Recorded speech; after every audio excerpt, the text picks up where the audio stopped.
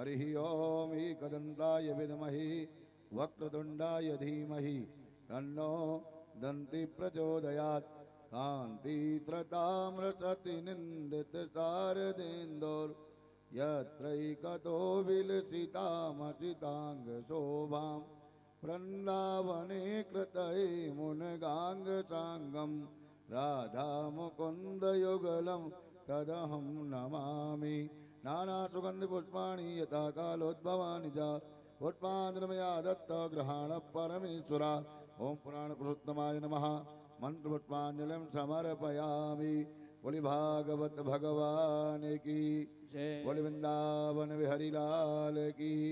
बोली व्यास जी महाराज की जय। बोली सुखदेव जी महाराज की जय। सत्य सनातन धर्म की जय। सद्गुरुदेव भगवान की जय। जय जय श्री राधे जय जय श्री राधे।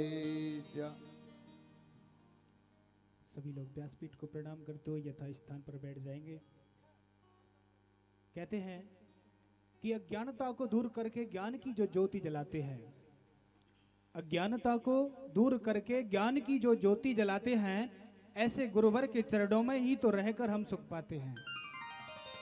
आइए हम सभी लोग मंच पर आसीन हो चुके श्री द्वारा गाधाचार्य अनंत श्री विभूषित जगत गुरु निम्बारकाचार्य श्री मुकुंद देवाचार्य पीठाधीश्वर श्री राधेश्याम शरण देवाचार्य जी महाराज के पावन सानिध्य में, उनकी मुखारविंद से, उनकी पवित्र जिब्या से, उनकी वाणी में आज चतुर्दिवस की इस पावन बेला का हम सब लोग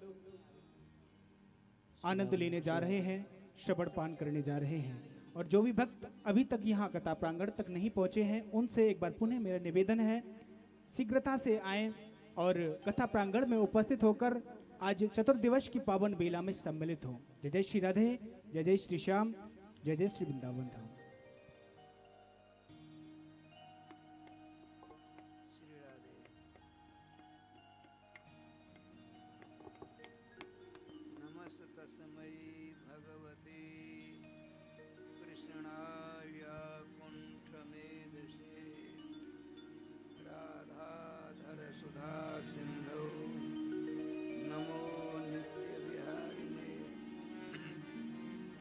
राधां कृष्णस्वरूपां वै कृष्णं राधास्वरूपिणं कलात्मानं निकुञ्जसुतं गुरुरूपं सदा भजे।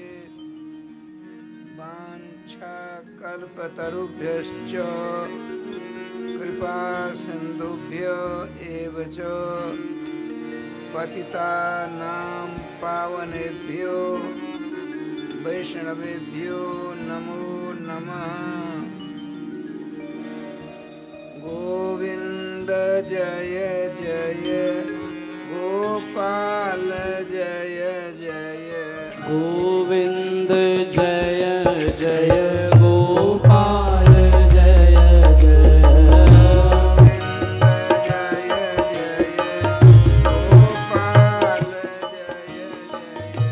गोविंद जय जय गोपाल जय जय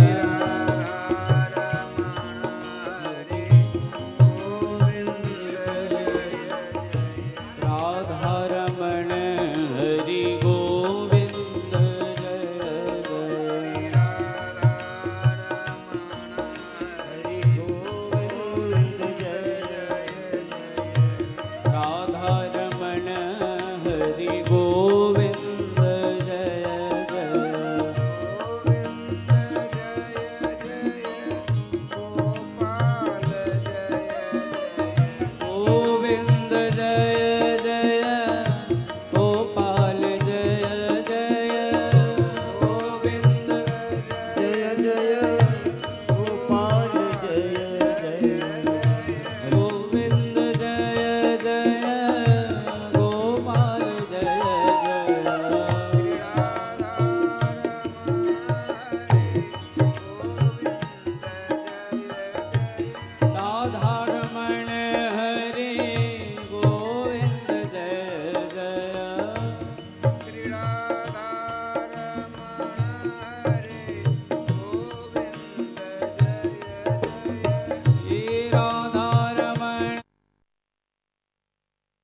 जलाते हैं।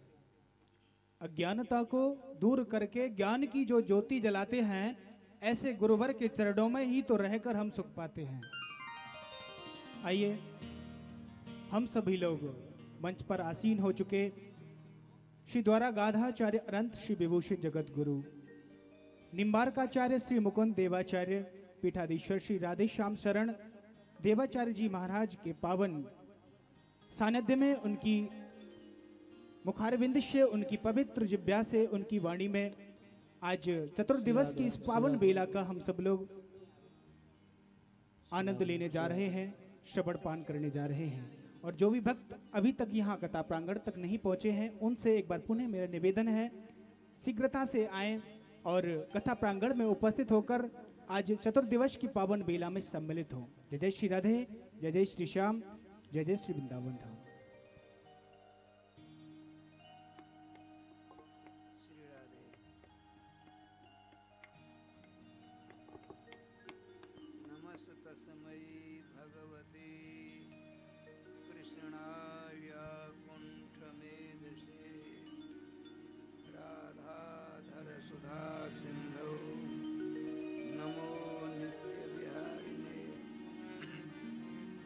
राधां कृष्णस्वरूपां वै कृष्णं राधास्वरूपिणं कलात्मानं निकुञ्जस्थं गुरुरूपं सदा भजे।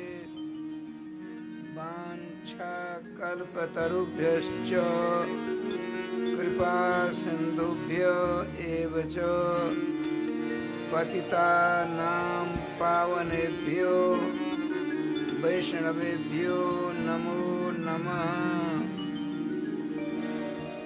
गोविंद जय जय गोपाल जय जय गोविंद जय जय गोपाल जय जय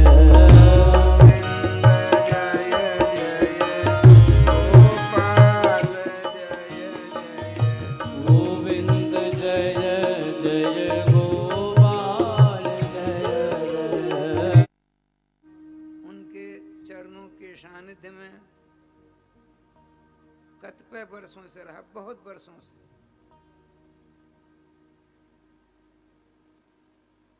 अंत में उन्होंने, जब उनकी अवस्था लगभग 72 वर्ष की हुई, तो वृंदावन के रस सिद्ध संत शिरोभूषण स्वनाम धन्य श्री राधा दर्शन प्राप्त श्री श्री प्रियाशरण जी महाराज की प्रेरणा से मिथिलांचल का त्याग कर श्रीधाम वृंदावन अखंड वास करने का उन्होंने नियम ले लिया। उन्हीं के कथनानुसार मिथिला कुंज का निर्माण हुआ।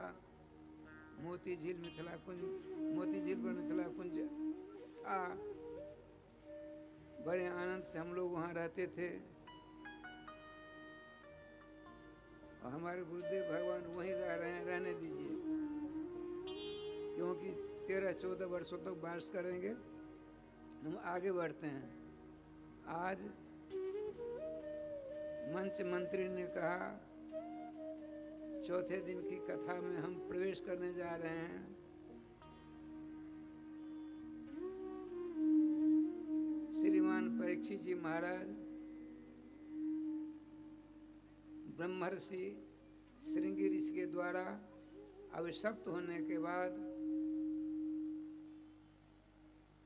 भारतवर्ष के सर्वांतिम चक्रवर्ती सम्राट भरत परीक्षित जी ने अपने पुत्र जन्मेजय जी को राज तिलक देकर वहाँ से सुखताल पूर्व वाहिनी गंगा जी के पावन तट पर उत्तराभिमुख होकर विराजमान हो गए। वहाँ राजर्षि सप्तम पहुँचे हैं, यह सुनकर त्रिलोकी के देवर्षि ब्रह्मर्षि राजर्षि सब के सब उपस्थित हो गए। श्रीमान परीक्षित जी ने प्रश्न केवल यही किया, भगवान हमको कुछ नहीं चाहिए। जिसको यह मालूम पड़ गया है कि मेरी मृत्यु 7वें दिन होगी, उसको किसका नाम जाप करना चाहिए, किसका ध्यान करना चाहिए, किसका स्मरण करना चाहिए, किसकी पूजा करनी चाहिए। इससे विपरीत बात यदि हो तो बताने का कष्ट करें। वहाँ बड़े बड़े दिग्गज शास्त्र प्रणेता, ब्रह्मसूत्र के रचयिता, वेद विभाजन करता आदि सबके सब उपस्थित थे, लेकिन किसी ने इनके प्रश्न का समाधान नहीं किया। श्रीमद् भागवत के 8वें स्कंद में लिखा है, जब आपके अंदर या बाहर किसी प्रकार की उलझन उपस्थित हो जाए, संदेह या शंका उपस्थित हो जाए, आप इधर उधर मत चक्कर काटें, अपने इष्ट जुगल किशोर के मंगल में नाम की शरण ले लें। अर्थात भगवान के नाम की शरण लेने से हरिस्मरणम सर्व विपद विमोक्षणम। हरि की शरण नहीं, हरि के नाम की शरण लेने से समस्त विपत्तियां आपको शनै शनै धीरे धीरे छोड़कर आपसे दूर होने लग जाती हैं। लेकिन हम लोगों की एक बड़ी बुरी आदत है, अभ्यास है, जब संकटापन्न हम हो जाते हैं तो अपने पुरजन परिजन को बुलाने के लिए बाध्य हो जाते हैं। ये हमारी अल्पज्ञता है, मूर्खता है, अज्ञानता है। ध्यान रखें, जब आपको किसी प्रकार की चिंता हो, मनोव्यथा हो, संदेह हो, ग्लानि हो, तो क्या करना? कुछ नहीं, एकमात्र भगवान के नाम का स्मरण करिए, चिंतन करिए या कीर्तन करिए। देख लीजिए, कुछ ही क्षण के बाद आप धीरे धीरे निशंक होने लग जाएंगे। श्रीमान परीक्षित जी ने इसी सरणी को अपना लिया और नाम लेना शुरू कर देते हैं। राधे कृष्ण कृष्ण कृष्ण राधे राधे, राधे श्याम श्याम श्याम राधे राधे। देखिए, जुगलनाम महामंत्र का आज से नहीं, अनादिकाल से प्रचार प्रसार है। जैसे श्रीमद् भागवत के रचयिता वेदव्यास जी नहीं हैं, ये पुनः उद्धारक हैं। एक प्रकार से लुप्त जैसा हो गया था, उसको आपने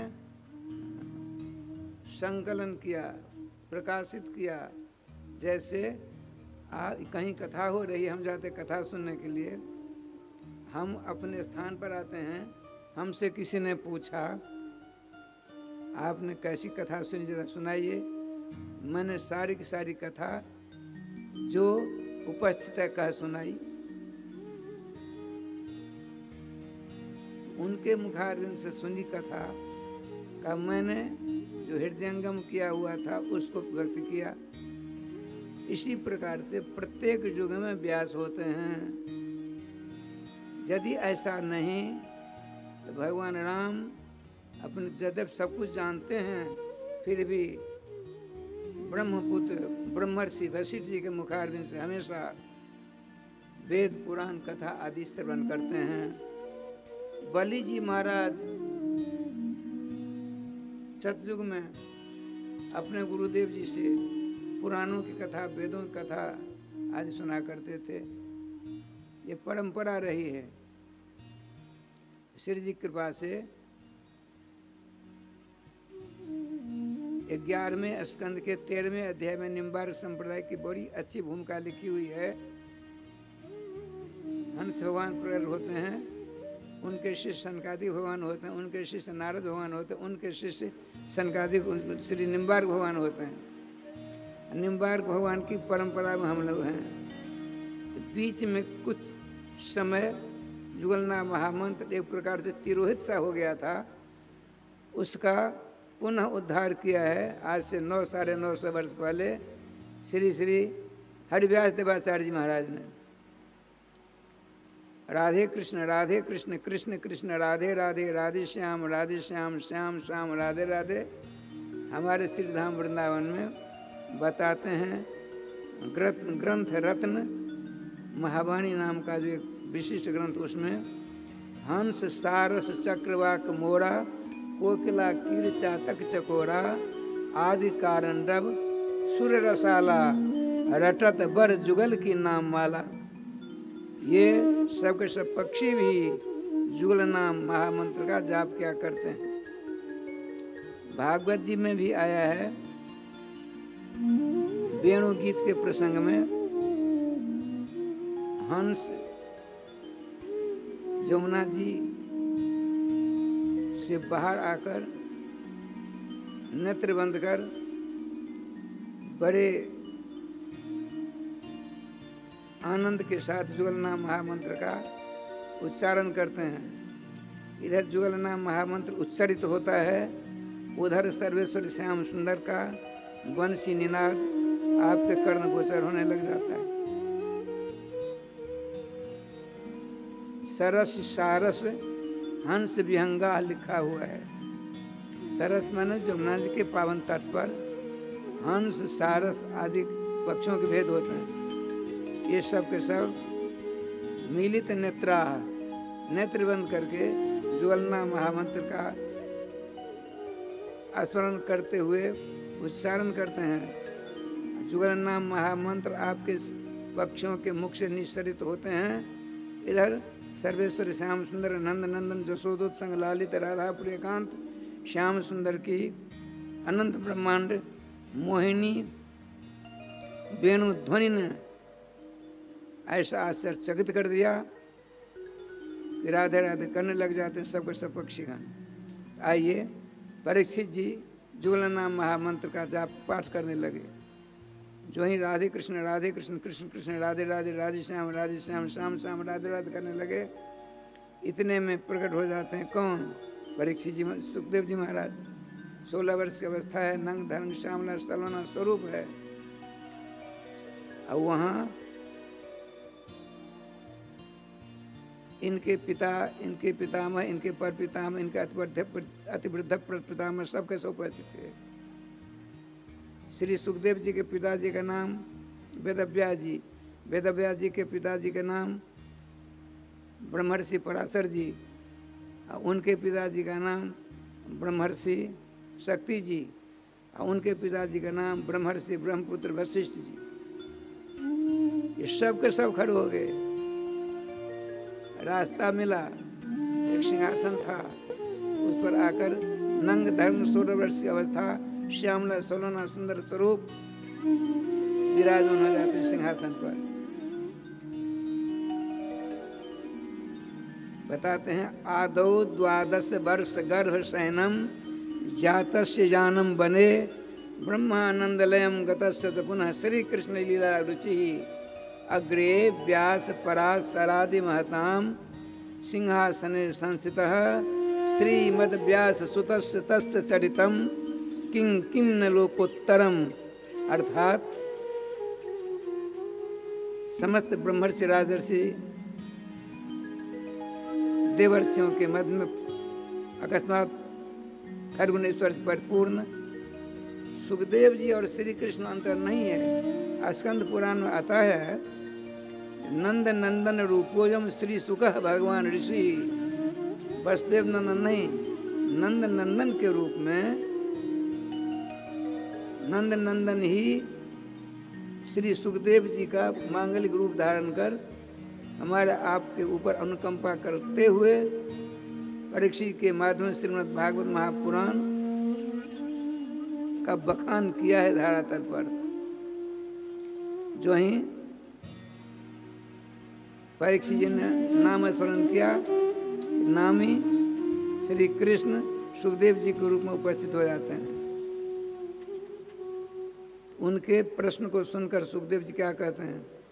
बढ़िया निश्चित प्रश्न कृतो लोक हेतु निपाय। हे राजन, तुमने जो प्रश्न किया है तुमको पता है, तुमको सांप लगा हुआ है, 7वें दिन सायंकाल तेरी मौत होगी, सांप काटेगा, लेकिन उसकी परवाह उसकी चिंता छोड़कर तुमने समस्त जागतिक जीवों के ऊपर अनुकंपा करते हुए प्रश्न किया है। जिसको मालूम हो गया है कि 7वें दिन मेरी मौत होगी, 7 दिन के अंदर ही सबको मरना है। रविवार, सोमवार, मंगलवार, बुधवार, बृहस्पतिवार, शुक्रवार, शनिवार, जो बहुत बड़े भाग्यशाली धर्मात्मा उनके लिए 9वां, 7, 8वां बार नहीं बनेगा। जो अत्यंत पापी पापिष्ट हैं उनके लिए 6 ही दिन नहीं बनेंगे, 6वें 7 दिन के अंदर ही सबको जाना है। सुनो राजन, एकमात्र भगवान सर्वेश्वर श्याम सुंदर के मंगल में नाम का जो कीर्तन करता है, स्मरण करता है, चिंतन करता है, भजन करता है, यही सर्वश्रेष्ठ साधनोत्तम है। श्रीमान परीक्षित जी ने पूछा, भगवान यह आपके मस्तिष्क की उपज है कि आपसे पहले के किसी विद्वान ने इसके ऊपर कुछ टीका टिप्पणी की है? तो क्या उत्तर मिलता है, सो सुनिए।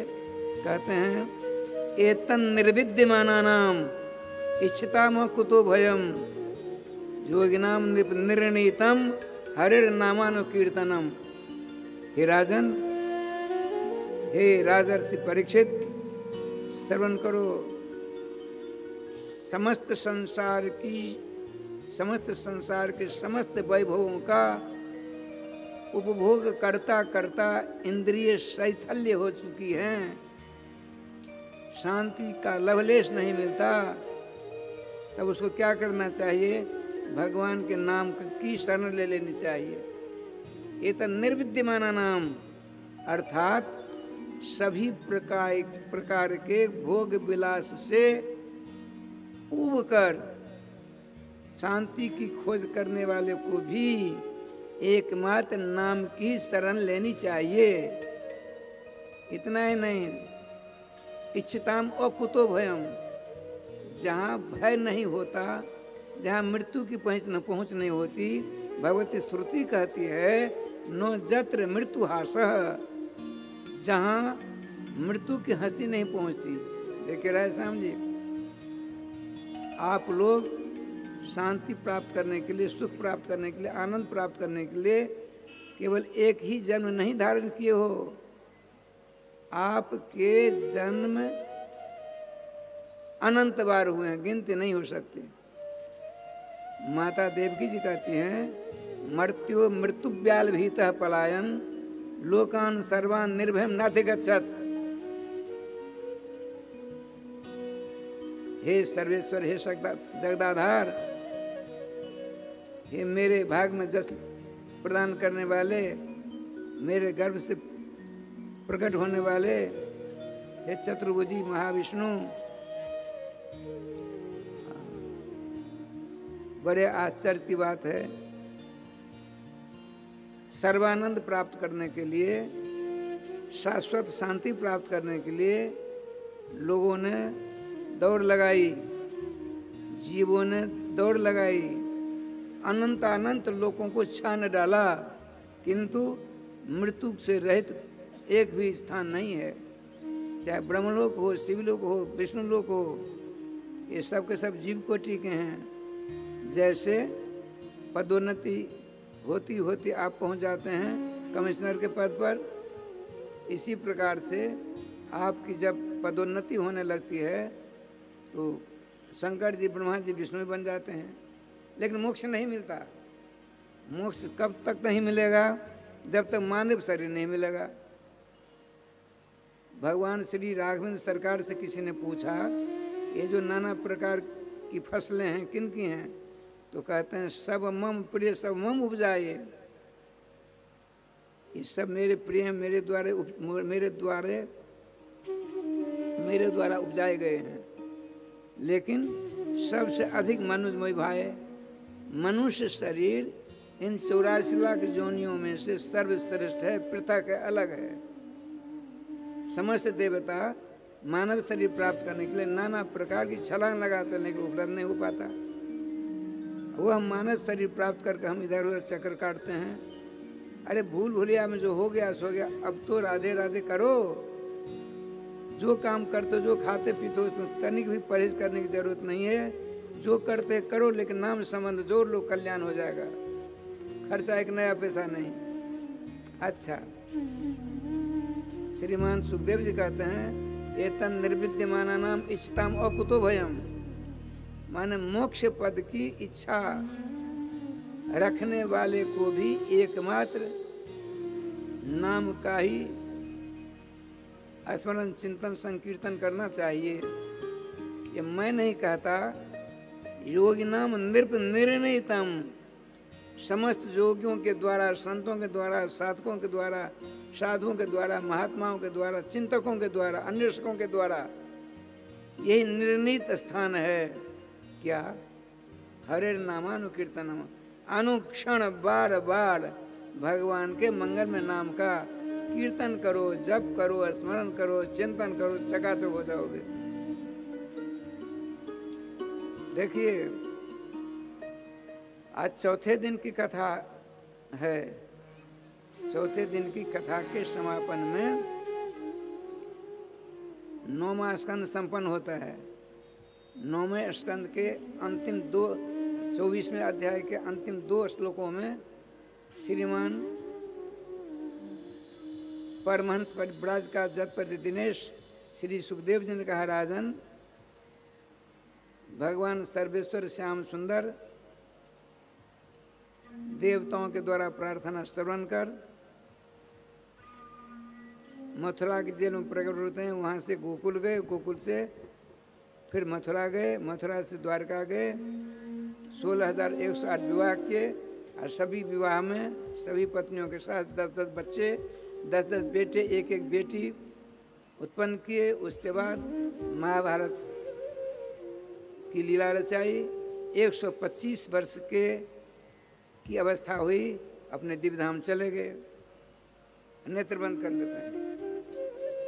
श्री परीक्षित जी ने सोचा कहीं इनकी समाधि लग गई तो समस्या उठ खड़ी होगी। कारण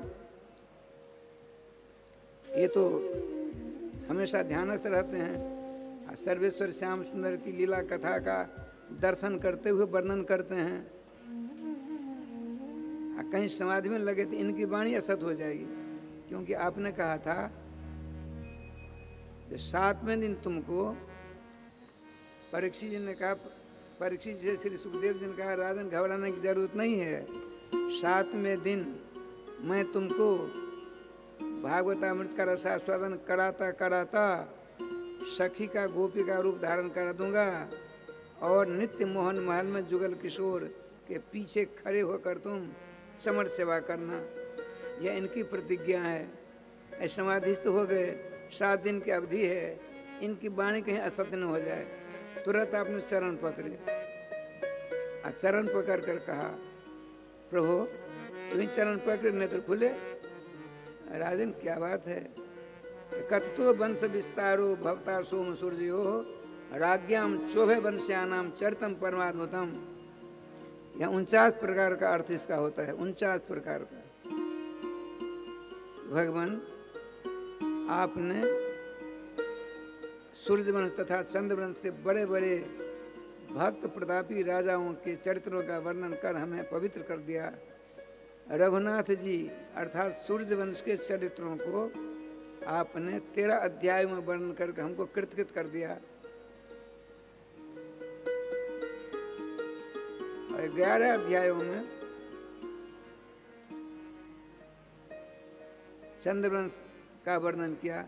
लेकिन जिन्होंने हमको अपनी माता के पेट में अश्वत्थामा, द्रोणाचार्य के पुत्र अश्वत्थामा के ब्रह्मास्त्र द्वारा मेरा शरीर जलकर राख हो चुका था, मेरी माता ने प्रार्थना की, श्री कृष्ण अंदर घुसकर मरा हुआ मेरे शरीर में पुनः प्राणों का संचार कर दिया।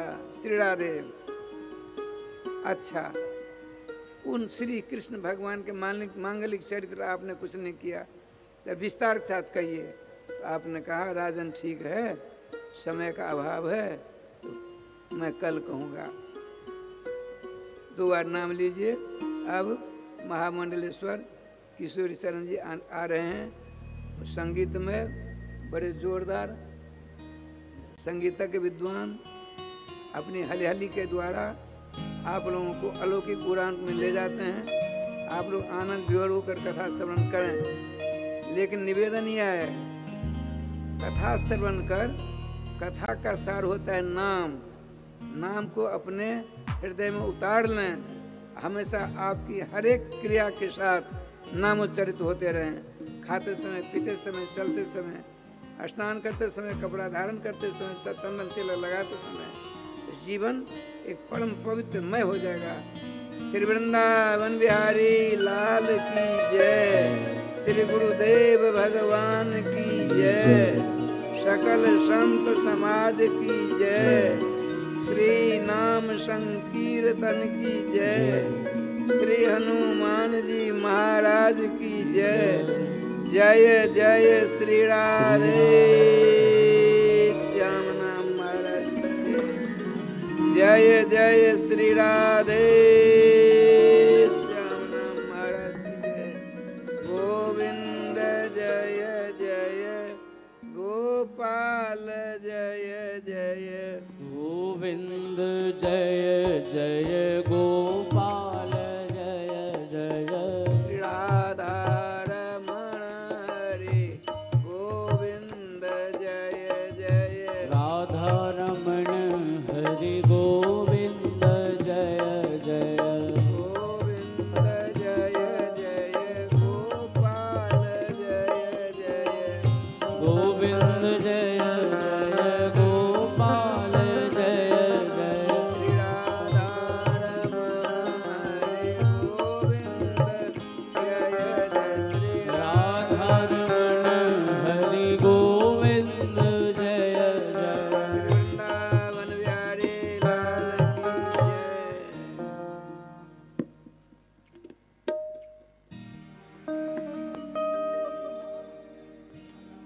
ओ कैसे जाऊं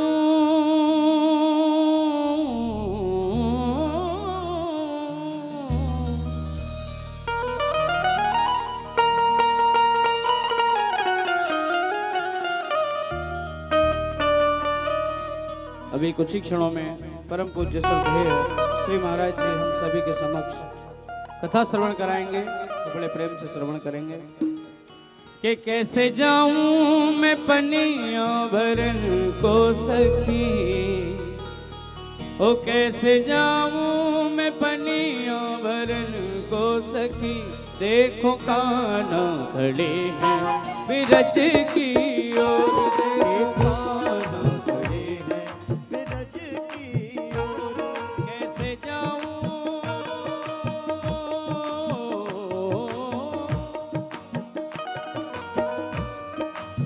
ओ कैसे जाऊं मैं पनिया भरन को सखी। देखो कान्हा खड़े हैं बिरज की ओर। देखो कान्हा खड़े हैं बिरज की ओर। देखो कान्हा खड़े हैं बिरज की ओर।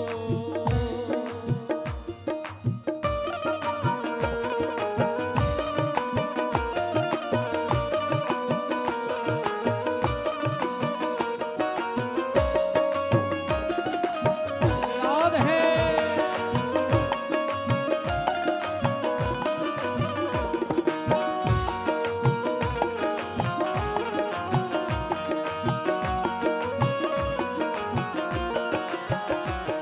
ओ यमुना तट पर बंसी बजाए।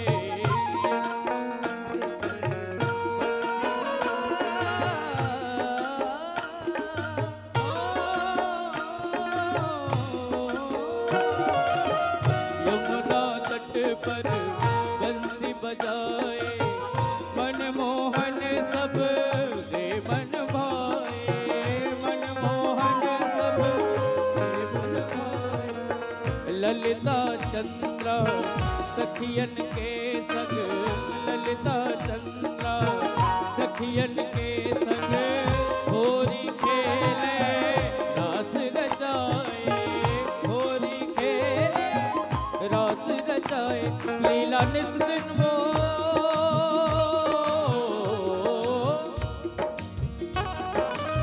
ओ लीला निस दिन दिखाए वो सांझ से भोर। देखो कान्हा खड़े हैं बिरज की ओर। देखो कान्हा खड़े हैं बिरज की ओर। कैसे जाऊं मैं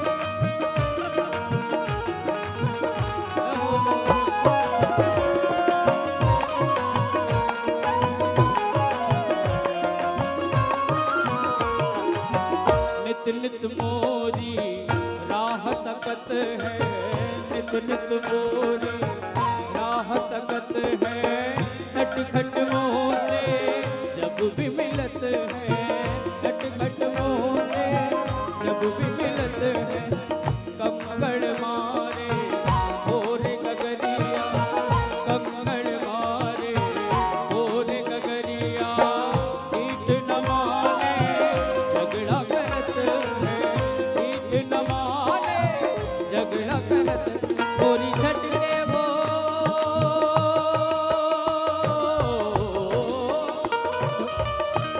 सभी लोग यथावत मोरी झटके वो सिर से चुनर चित चोर, देखो काना बड़े हैं बिरज की ओर, देखो काना बड़े हैं बिरज की ओर, कैसे जाऊं मैं,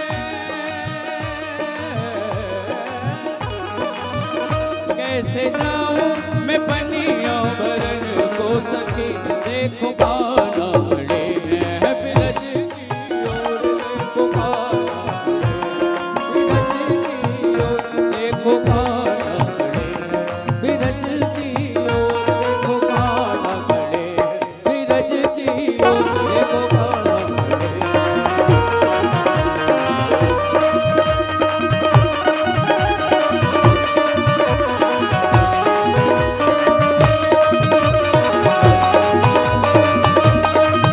राधे कृष्णा राधे कृष्णा कृष्णा कृष्णा राधे राधे राधे कृष्णा राधे कृष्णा कृष्णा कृष्णा राधे राधे श्याम श्याम राधे राधे राधे श्याम राधे श्याम राधे कृष्णा कृष्णा कृष्णा कृष्णा राधे राधे राधे श्याम राधे श्याम राधे कृष्णा कृष्णा कृष्णा कृष्णा राधे राधे राधे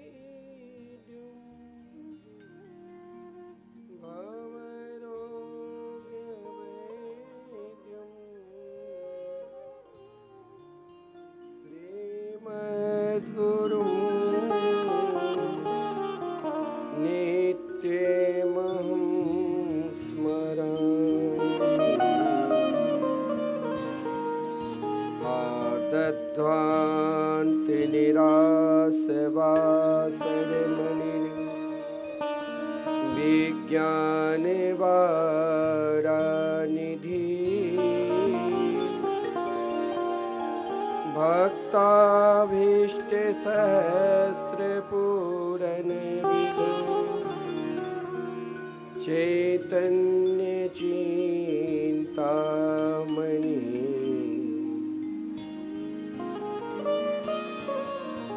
सद्भृंगे प्रसित विष्णु भक्ति नलिनी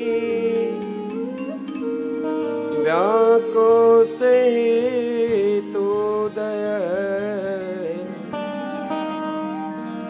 सुषमाकं कुरुतां भवार्ति समनो निम्बार्कनामा मुनि राधां कृष्ण स्वरूपां कृष्णं राधा स्वरूपिणं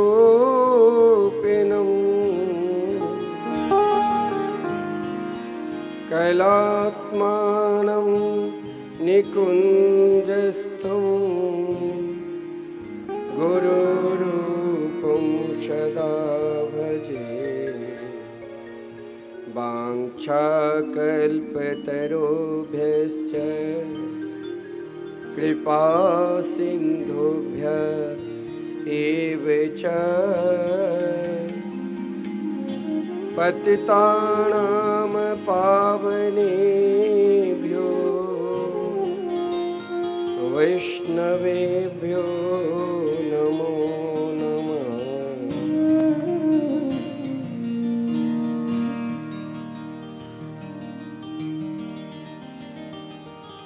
आइए हम सब मिलकर अभी कुछ देर पहले सद्गुरुदेव भगवान के मुखारविंद से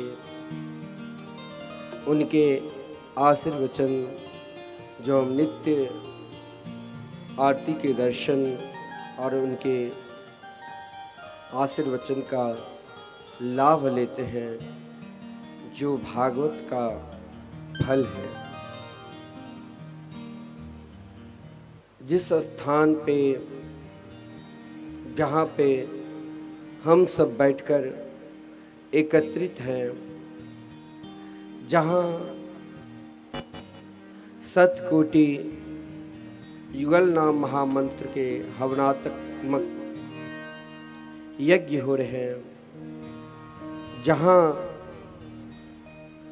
साक्षात ठाकुर श्री राधा मोहन बिहारी विराजमान हैं, तो आइए हम सब मिलकर उनके 2 मिनट नाम उच्चारण करते हैं युगल नाम महामंत्र के। तत्पश्चात कथा में हम सब प्रवेश करेंगे। राधे कृष्णा कृष्णा कृष्णा राधे राधे राधे कृष्णा राधे कृष्णा कृष्णा कृष्णा राधे राधे राधे श्याम राधे श्याम श्याम श्याम राधे राधे राधे श्याम राधे श्याम श्याम श्याम राधे राधे राधे कृष्णा कृष्णा कृष्णा कृष्णा राधे राधे कृष्णा कृष्णा कृष्णा कृष्णा राधे राधे राधे श्याम राधे श्याम श्याम राधे श्याम राधे श्याम श्याम श्याम राधे राधे राधे कृष्णा राधे कृष्णा कृष्ण कृष्णा राधे राधे राधे श्याम राधे श्याम श्याम श्याम राधे राधे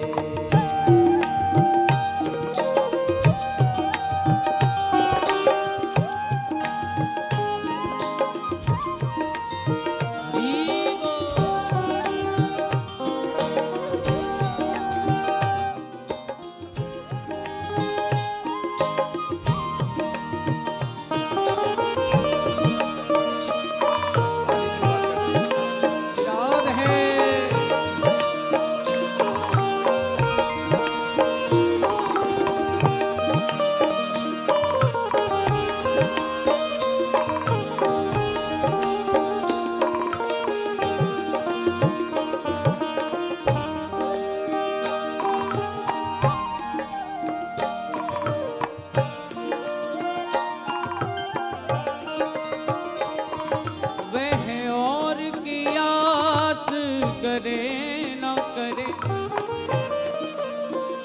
कि जिसे आश्रय श्री हरि नाम का है, जिसे आश्रय श्री हरि नाम का है, उसे स्वर्ग से मित्र प्रयोजन क्या, नित्यवासी जो गोकुल धाम का है, नित्यवासी जो गोकुल धाम का है।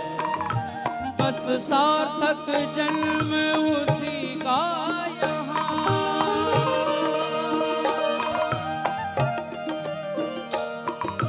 बस सार्थक जन्म उसी का यहाँ, हरे कृष्ण जो चाकर श्याम का है, बिना कृष्ण के दर्शन इस जग में ये जीवन ही किस काम का है, जीवन ही किस काम का है।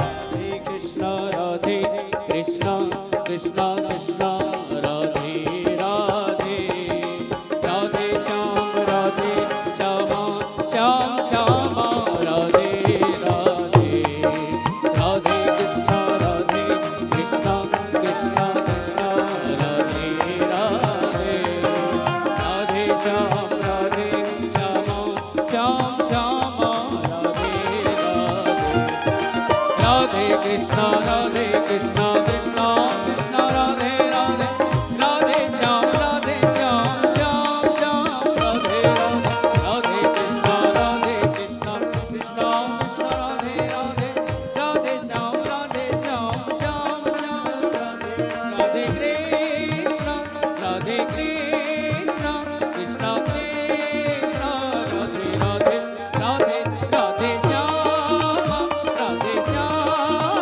श्याम श्याम राधे राधे, राधे राधे कृष्णा कृष्णा कृष्णा कृष्णा राधे राधे, राधे श्याम श्यामा श्याम श्यामा राधे राधे, राधे कृष्णा कृष्णा कृष्णा राधे राधे, राधे श्याम श्यामा श्याम श्यामा राधे राधे।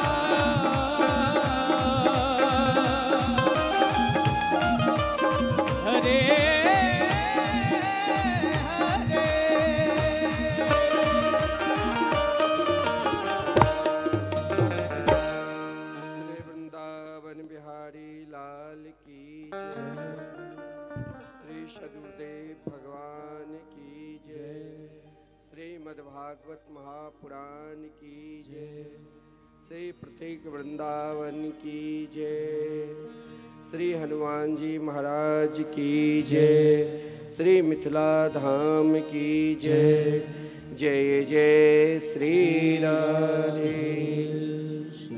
जय जय श्री राधे।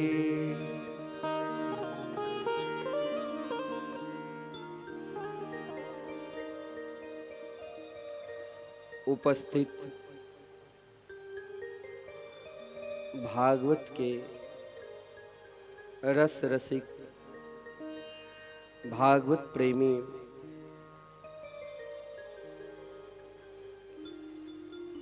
नाम प्रेमी तथा ठाकुर जी के दिव्य नित्य लीला के प्रेमी श्रोता समाज, हम सब बहुत भाग्यशाली है, क्योंकि वैसे तो हम भागवत कथा टीवी के माध्यम से या बड़े बड़े संतों के सानिध्य में, कथाकारों के सानिध्य में बैठकर कथामृत का रसास्वादन कई बार कर चुके हैं, लेकिन यहाँ जो एक आनंद है, यह आनंद, यह सुख हम सब भागवत प्रेमी को केवल भागवत का ही लाभ नहीं, हमें यहां हर निशम 24 घंटे भागवत का जो फल है, अभी अभी आपने सद्गुरुदेव के मुखारबिंद से उनके आशीर्वाद के रूप में, आशीर्वचन में आपने सुना कि भगवान के नाम की क्या महिमा है, नाम कहां से प्रकट होते हैं। यहां हम लोग केवल दिशा टीवी चैनल के माध्यम से यहाँ ये मत सोच लेना कि 3 घंटे में ही हम कथा श्रवण कर लेते हैं। हम लोग तो 24 घंटे यहाँ भगवान के चिंतन ही चल रहा है। प्रातः काल से लेकर सोने वक्त ही नहीं, अगर हम सोकर जागते भी हैं तो भी जहाँ सतकोटि युगल नाम महामंत्र के हवनात्मक जो वृंदावन से अनेक विद्वान शास्त्रीय आचार्य आए हैं, उनके द्वारा आहुति होती है। इतने ही नहीं, जहाँ पर आहर निशम युगल नाम महामंत्र के ही संकीर्तन, युगल नाम महामंत्र के ही पाठ, युगल नाम महामंत्र के ही जाप चल रहे हैं। और सबसे महाराज फल, जो एक साधन की फल, साधना हमने कर ली और उन साधना के फल हो सकता है मुझे भगवान की पूजा पाठ में रुचि हो जाए, जिससे कभी भगवान हमें दर्शन दे। लेकिन यहाँ लगता है कभी न कभी हम प्रभु के दर्शन कर चुके हैं, जिस कारण परम नाम जापक संत जो भारतवर्ष में बहुत सारे संत हैं, कोई टीवी के माध्यम से आते हैं, लेकिन ऐसे भी संत हैं जो अपने आप सदा छुपे हुए हैं। हर पल, हर क्षण, हर निशम उनके एक ही चिंतन है, केवल भगवान के नाम। महाराज 90 वर्ष होने वाले हैं, फिर भी पूज्य महाराज श्री के सानिध्य में जो रहे, पहले स्वयं पाकी है, स्वयं बनाते थे। इतने ही नहीं, उनका नियम भी अभूतपूर्व है। ऐसे संतों के सानिध्य में हमें क्या लाभ मिलता है? मैं कहता हूं, कोई हमसे कहते हैं कि बस महाराज श्री आप 3 घंटे में ही कथा का विश्राम हो जाता है। मैंने उससे कहा यहाँ तो कथा के फल मिल गए, क्योंकि रामचरितमानस में लिखा हुआ है, जिस समय भरत लालजू चित्रकूट में प्रभु से मिलने के लिए गए, तो प्रयागराज तीर्थ स्थान में जब भरद्वाज ऋषि से मिले और जब 2 भक्त संत का मिलन होता है, कृष्ण प्रेमी का मिलन होता है, तो वहां दुनिया की चर्चा नहीं होती है। दुनिया की चर्चा के लिए तो बहुत सारे स्थान हैं, संत के पास तो भगवत चर्चा ही। तो हम लोगों को यहाँ क्या मिल रहे हैं? क्या हम गर्मी में तप रहे हैं? क्या हमें बहुत दूर में फैले हुए हैं, यज्ञ स्थल से काफी दूर, पंडाल से काफी दूर भोजनालय है, केवल हम भोजन ही कर रहे हैं? ऐसा नहीं। यहाँ एक अद्भुत विलक्षण संत, जिसने महाराज सुंदर दिव्य प्रतीक वृंदावन का स्वरूप यहाँ पर प्रकट कर दिया, जहाँ पर विराजमान ठाकुर श्री राधा मोहन बिहारी है। क्योंकि हम लोग भाग्यशाली है, मानस में है क्या? सब साधन कर सुफल सुहागा, सब साधन कर सुफल सुहागा।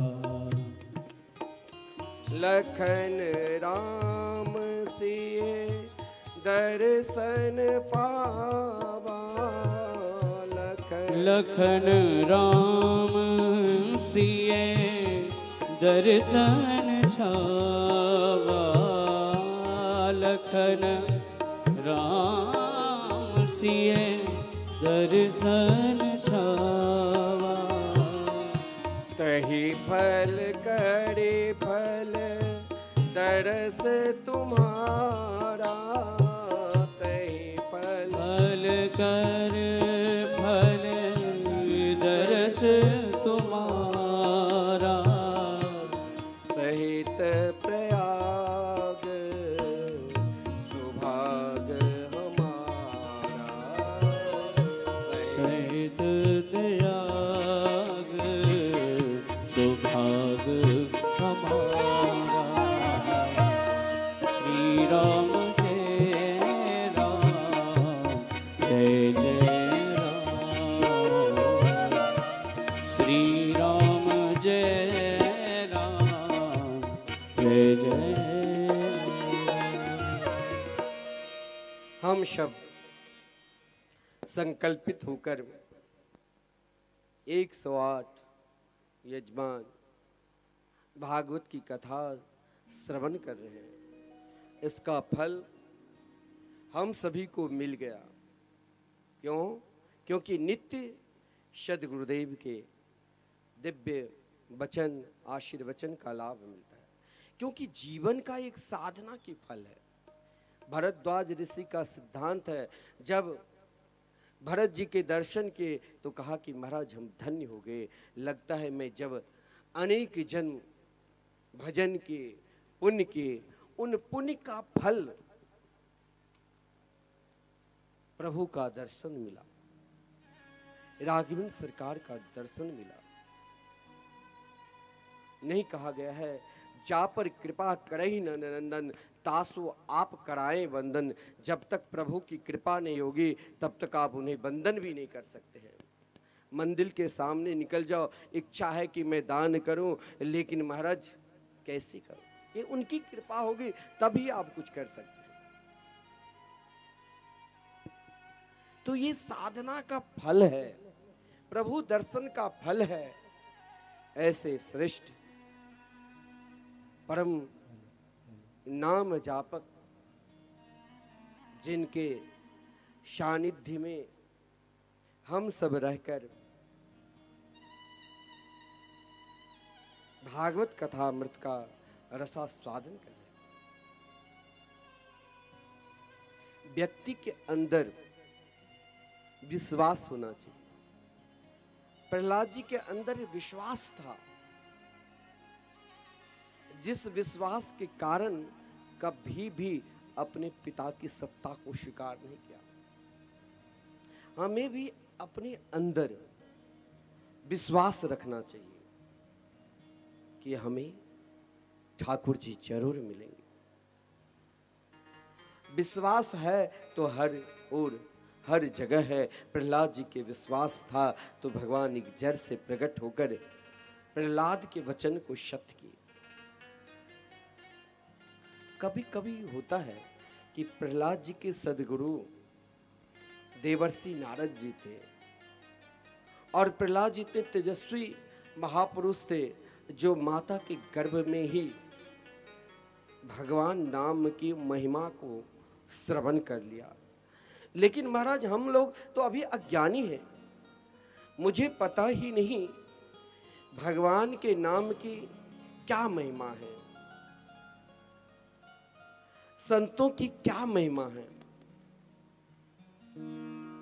संत की कृपा और भगवान की कृपा कब किसके ऊपर किस समय हो जाए वो केवल भगवान जान सकते हैं और संत जान सकते हैं। उनकी उपासना करो, उनके नजदीक में रहो, उनके मार्ग पर चलो। अगर हमारी बुद्धि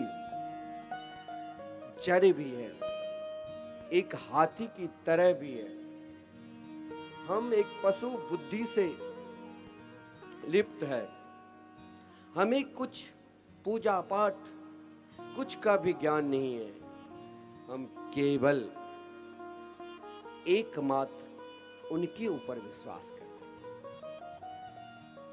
तो केवल वो विश्वनाथ नहीं है, केवल वो जगन्नाथ नहीं है, वो पशुपति नाथ भी है। यदि हम जड़ रूप में भी उनके उपासना करने लग जाएंगे सज्जनों, तो मेरा कल्याण। ठीक है,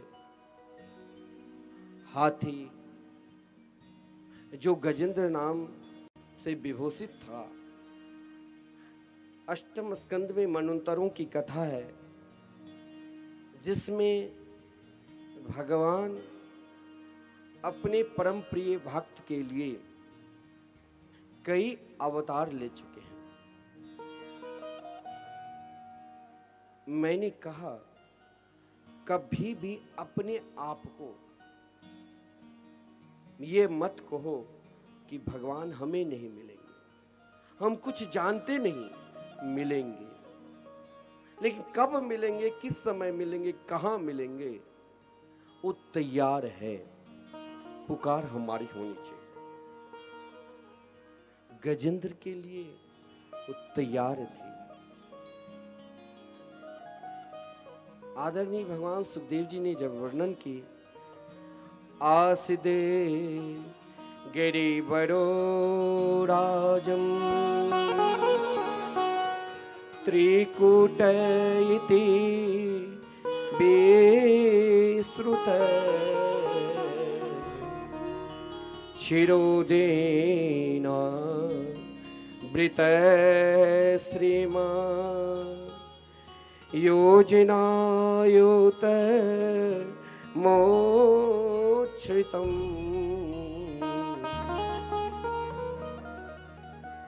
ठीक है, गजेंद्र की कथा हम सब जानते हैं कि त्रिकुट के विशाल पर्वत है जहाँ 3 शिखर है। जल क्रीड़ा करने के लिए गए, ग्रह ने उन्हें पकड़ लिया। अंतिम समय में जब उनकी शक्ति समाप्त हो गई तो लड़के बच्चे सगे संबंधी पत्नी सब छोड़ दिया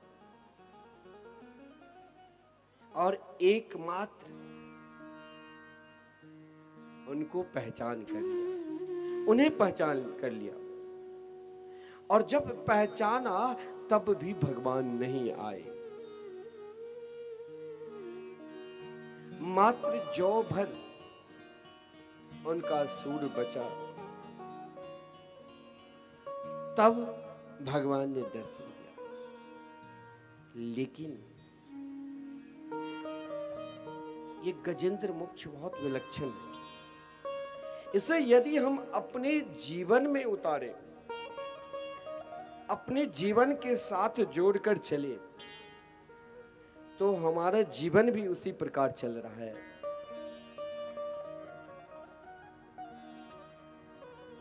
त्रिकुट, ये शरीर एक प्रकार की त्रिकुट ही है। इस शरीर के अंदर ही हम जीवात्मा गजेंद्र के रूप में है। ढेर सारी पत्नी, ये जो हमारे मन है, इस मन की चंचल वृत्ति ना जाने दिन में कहां से कहां पहुंच जाती। मन की वृत्तियां ही उनकी संतान है। हमारे मन की इच्छा, मेरे मन की इच्छा इतने हैं जो महाराज हम दिन रात ना जाने क्या नहीं सोचते हैं। लेकिन कभी ये सोचा कि जिस परमात्मा ने हमें ये शरीर दिया है, जिसके लिए हम यहां आए हैं, उससे उन परमात्मा को मैं अभी तक कुछ दिया? मैंने दिया किससे? अपने घर परिवार, सगे संबंधी, पत्नी, पति, पुत्र, स्वयं अपने आप को। हम दीन में ना जाने इस शरीर को भी बार बार अभिमान कर बैठते हैं कि मेरे शरीर देखो कितने सुंदर है। लेकिन कल्पना करना, जानते हैं कि हम सबको मरना पड़ेगा,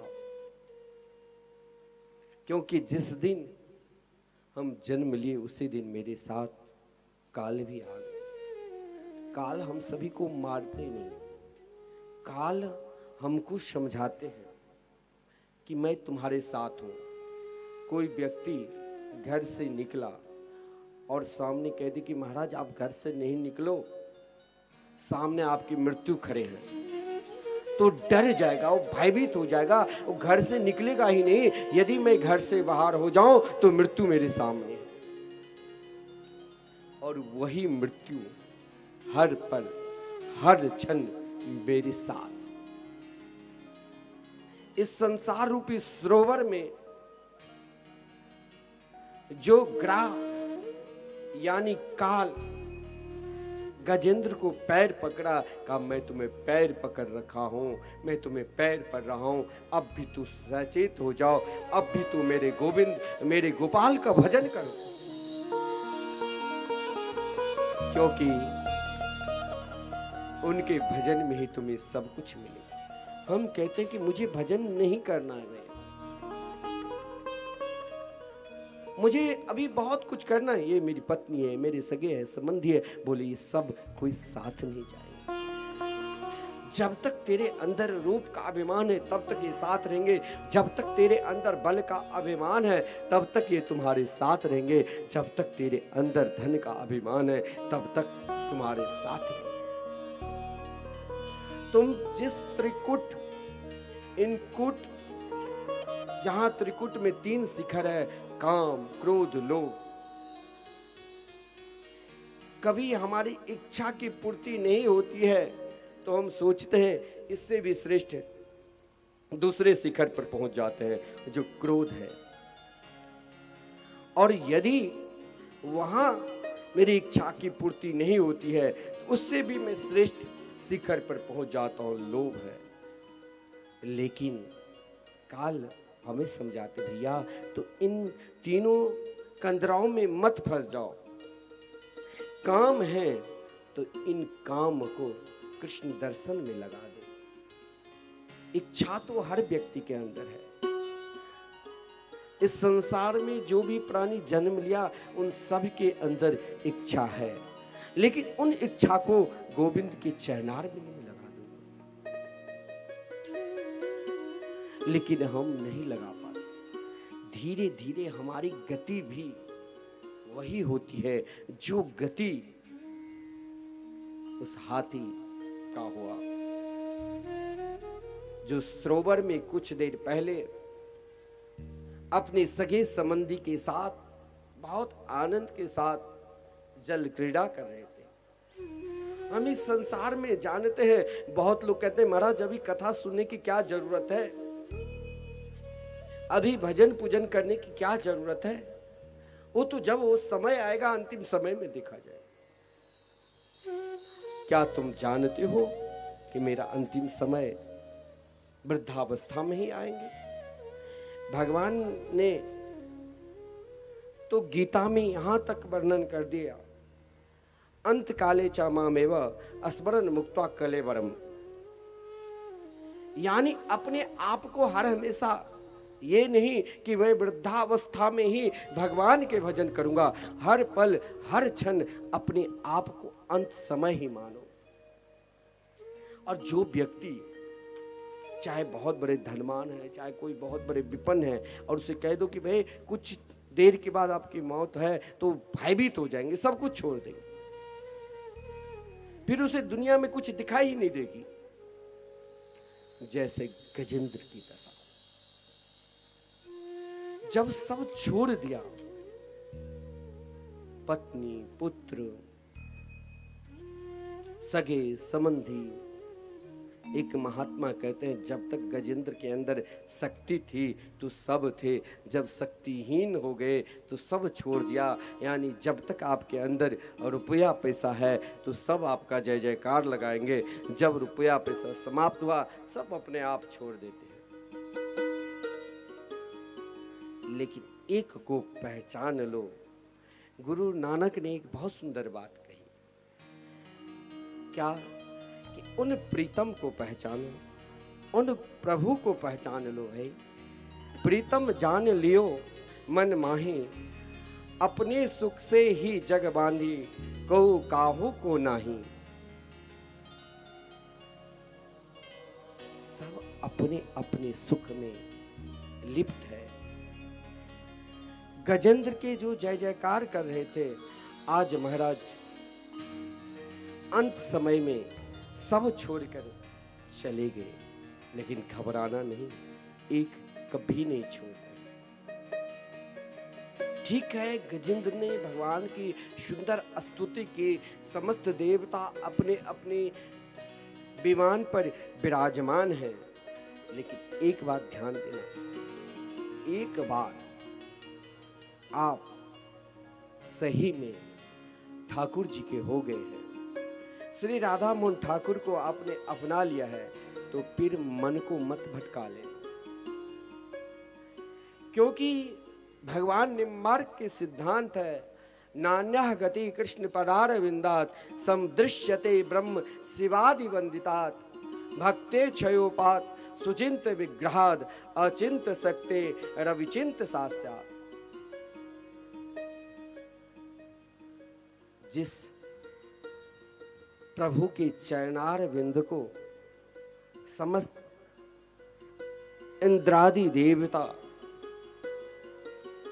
महाराज स्तुति करते हैं, हे प्रभु अब मुझे कुछ नहीं चाहिए, मुझे चाहिए तो एकमात्र केवल आपके नाम। ठीक है, गजेंद्र भगवान की सुंदर स्तुति की, समस्त देवता सब देवता चाहते हैं जब हम भगवान की शरणागति को स्वीकार कर लेते हैं तो देवता चाहते हैं कि मेरी शरण में आए, मेरे शरण में आए। लेकिन आपने प्रारंभ में ही महात्मा ही सुना होगा, जिस समय आदरणीय सुखदेव जी भी महाराज परीक्षित को भागवत कथा श्रवण करा रहे थे, तो भागवत धर्म के उपदेश प्रदान ही करने वाले थे, तो समस्त देवता आ गए। तो जब हम भगवान के शरणागति को स्वीकार करते हैं, उनके शरण में जाते हैं, तो अपने आप समस्त देवता आपके आगे पीछे चलने लगे। इसीलिए उनकी शरण में चलो। अब उनके शरण, वो तो महाराज चाहते हैं कि मेरे शरण में आए, और यदि एक बार उनके शरणागति को जिसने स्वीकार कर ली, उसे तुरंत, चाहे वो कहीं भी हो, किसी भी स्थान में हो, वो अपने परम प्यारे भक्त के पास आ ही जाता है। हो सकता है गजेंद्र जड़ बुद्धि था, लेकिन किसी संत के, चाहे संत ने उन्हें श्राप ही दिया, लेकिन उन संत के श्राप भी, मैंने कहा, संत यदि नाराज भी हो जाए, सदगुरु यदि नाराज भी हो जाए, कोई महापुरुष नाराज भी हो जाए, तो घबराना नहीं। उनकी नाराजगी में भी कहीं न कहीं उनके आशीर्वाद छुपे हैं। मेरे अंदर वो ज्ञान नहीं है, वो प्रभाव नहीं है जो मैं आपको सीधे ठाकुर जी से मिला दूं, लेकिन संत के अंदर वो प्रभाव है, वो शक्ति है, जो किसी बहाना से, चाहे नाराजगी बहाना से, चाहे प्रसन्नता बहाना से, चाहे आपको जड़ बना दे, चाहे आपको चेतन बना दे, चाहे आपको मंद बुद्धि बना दे, चाहे आपको ज्ञानी बना दे, लेकिन संत की कृपा जब हो जाए तो मान लेना, अब मुझे ठाकुर जी अवश्य दर्शन देंगे। जो गजेंद्र राजा से विभूषित था, गजेंद्र कहकर लोग पुकारते थे, समस्त जीवात्मा के राजा, लेकिन अंत समय में सब छोड़ दिया। लेकिन वही अंत समय में जब अपने आप को मानो अब मरने वाले थे, जौ भर सूर बचा था, लेकिन सोचा कि मैं क्या दूं भगवान को, पहले देना पड़ता है। जब हम देंगे ना, तभी वो हमें देगा। मैं आपके पास आता हूं, जब आप पंडित जी पारायण करते हैं कि आप वृंदावन के लिए दो, जहां पर अखंड संकीर्तन चल रहे हैं, जहां पर कोई भी है उनकी भोजन की व्यवस्था हो, अभी भी देते हैं। कुछ ऐसे भक्त हैं, मैं नाम नहीं लूंगा क्योंकि कोई गुप्त दान भी करते हैं। जब ठाकुर जी के कोई दर्शन करने के लिए जाते हैं, तो महाराज आज भी उनके नाम से नित्य वहां पर प्रातः काल ही जो कीर्तन करते हैं, जो भी आश्रम में आए, सभी को बाल भोग मिलता है, नाश्ता। कोई प्रचार प्रसार करने की जरूरत भी नहीं। हम आपसे कहते हैं कि आप वृंदावन धाम के लिए सदस्य बनो, मात्र 21,000 है, लेकिन किसी के नहीं है तो भी घबराना नहीं चाहिए। यदि आप 500 भी देंगे वृंदावन के लिए, तो वहां महात्मा को चाय की, प्रातः काल सब चाय पीते हैं कीर्तन करने वाले, उनकी व्यवस्था हो जाएगी। आप यदि वहां पर 1500 भी दे देते हो, तो आपके लिए एक दिन का कीर्तन होता है। किसी प्रकार समर्पित होना चाहिए। दो, जब तक दोगे नहीं तब तक प्रभु देंगे नहीं। तो गजेंद्र के पास तो कुछ था ही नहीं। जब उनके पास प्रभाव था तो महाराज कुछ हुआ ही नहीं। आज महाराज उनकी शक्तिहीन हो गई। वो स्वयं ग्राह के मानो दोनों आपस में लड़ रहे थे। जब तक शक्ति थी तो एक बार महाराज ग्राह को किनारे ले आते थे गजेंद्र, और महाराज फिर ग्राह भी उसे खींचकर ले आते थे अपने पास अथाह जल में। यही हम सबकी भी दशा है। लेकिन गजेंद्र ने सोचा कि क्यों नहीं अपने आप को दे दूं। अपने आप को देना भी बहुत महत्वपूर्ण है, लेकिन अपने आप को कैसे भगवान को दूं?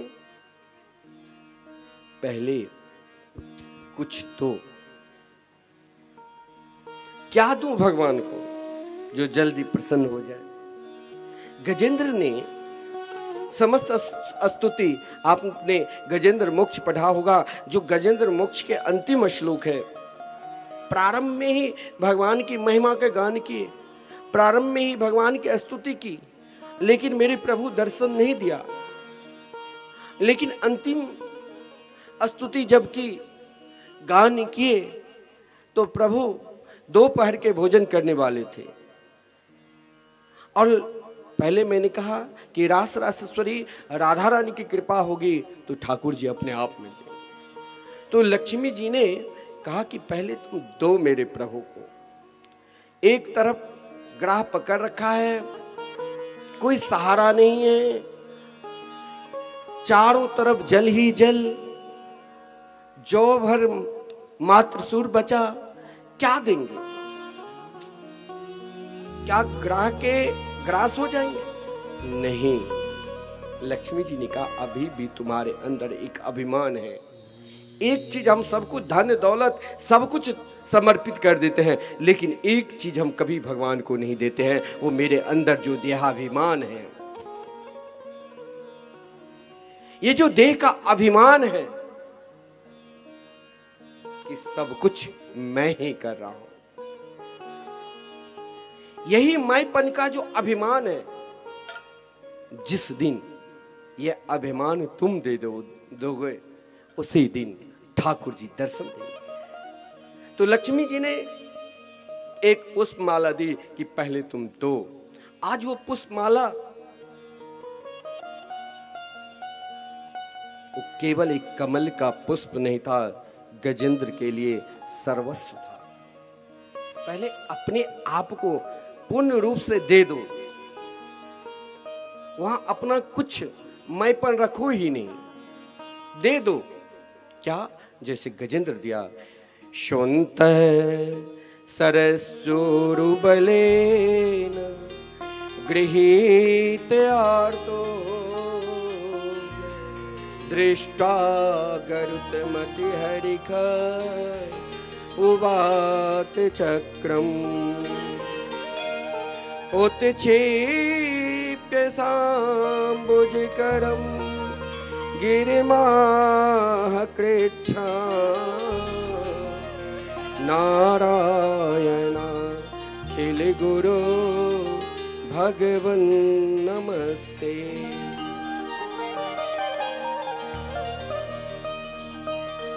लिया पुष्प, चढ़ाया किसके चरणारविंद में? मेरे गोविंद के चरणारविंद। कहा प्रभु मैं भूल गया था, मुझे पता ही नहीं था। मैंने खूब दान की, मैंने खूब यश प्राप्त कर लिया। कभी कभी यश में भी अभिमान आ जाता है, कभी कभी दान में भी अभिमान आ जाता है। लेकिन प्रभु मैंने कभी भी अपने अभिमान आपको नहीं दिया। अभी तक गजेंद्र के अंदर वो बल था कि मैं अभी तक ग्राह से लड़ूंगा, लेकिन जो ही उस बल को छोड़ दिया और अपने आप को गोविंद के चरणारविंद में समर्पित हो गए, तो भगवान भी अपने भक्त के रक्षा के लिए व्याकुल हो जाते हैं, चाहे वाम अंग में लक्ष्मी ही क्यों न विराजमान हो। इसीलिए हाथ पकड़ कमला कहे, कहाँ जात यदुनाथ, हाथ तो सुनी कमला थी सुनी गजराज। महाराज, जितने जल्दी हम करते हैं कि भगवान हमें जल्दी मिल जाए, उतने ही जल्दी भगवान भी चाहते हैं कि हम भी अपने परम प्रिय भक्त से जल्दी मिले। हम दोनों तो एक हैं, हम दोनों सदा एक साथ रहे हैं, एक साथ प्रेम किए हैं, फिर हमसे इनको जुदा क्यों? इसीलिए भगवान चाहते हैं आ जाओ, मैं तैयार हूँ। जो ही गजेंद्र अपने आप को समर्पित कर गया, तुरंत भगवान ने ग्राह को उद्धार की, फिर गजेंद्र को अपनाए। ऐसे परम भक्त वत्सल मेरे प्रभु है। भागवत एक अलौकिक ग्रंथ है। भागवत हर प्राणी के ऊपर कृपा करते हैं, लेकिन अभिमानी जो है उसे समय लगता है। हर व्यक्ति का कल्याण तो भागवत में लिखा भी है, लेकिन मंगलाचरण में ही मैंने कहा था कि भागवत में कपटी अगर कोई है तो कपटी का उद्धार नहीं लिखा है, क्योंकि इसमें कपट रहित धर्म का निरूपण किया गया है, चाहे कोई भी हो। इसलिए भगवान को होना है तो पहले अपने आप को कपट छोड़ो, अपने अभिमान को छोड़ो, तब उनकी शरण में जाओ। अब यहां पर एक प्रश्न उठ जाता है कि महाराज मैं कैसे समझूं कि मेरे अंदर अभिमान नहीं है? मैं कैसे जानूं कि मेरे अंदर कपट नहीं है? मैं निष्कपट हो चुका हूं। भाई कपट अभिमान तो बड़े बड़े का आ जाता है। अभिमान दूर तब ही होगा जब कोई महापुरुष के संग रहकर उनसे सत्संग करेंगे, उनकी सेवा करेंगे, उनके द्वारा मार्ग पर चलेंगे, तब ही अभिमान दूर हो सकता है। ठीक है, देवराज इंद्र के अंदर अभिमान हो गया, दुर्वासा ऋषि ने उन्हें श्राप दे दी, क्योंकि भगवत प्रसादी माला को उसने अपमान किया था। ऐरावत हाथी के मस्तक पर रख दिए थे। दुर्वासा ऋषि ने उन्हें धनहीन कर दिया था।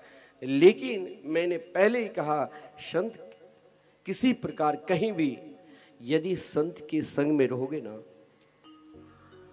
तो हमारे अभिमान जहां है, अगर पूर्ण रूप से उनकी कृपा हो गई तो पहले वहीं से तोड़ देंगे। देवराज इंद्र के हो सकता है धन का अभिमान था, जिस कारण भगवत प्रसादी माला को अपमान किया, और माला को जो ही अपमान की, उनको दुर्वासा ऋषि ने श्राप दे दिया कि तुम सत्संग की महिमा को क्या जान सकते हो। लेकिन देवराज इंद्र को एक संत ने श्राप दिया था। ठीक है, धनहीन हो गए, पुनः भगवान की शरण में गए। भगवान ने कहा समुद्र मंथन की योजना बनाओ। महाराज भागवत में समुद्र मंथन भी एक विलक्षण प्रसंग है, जहां पर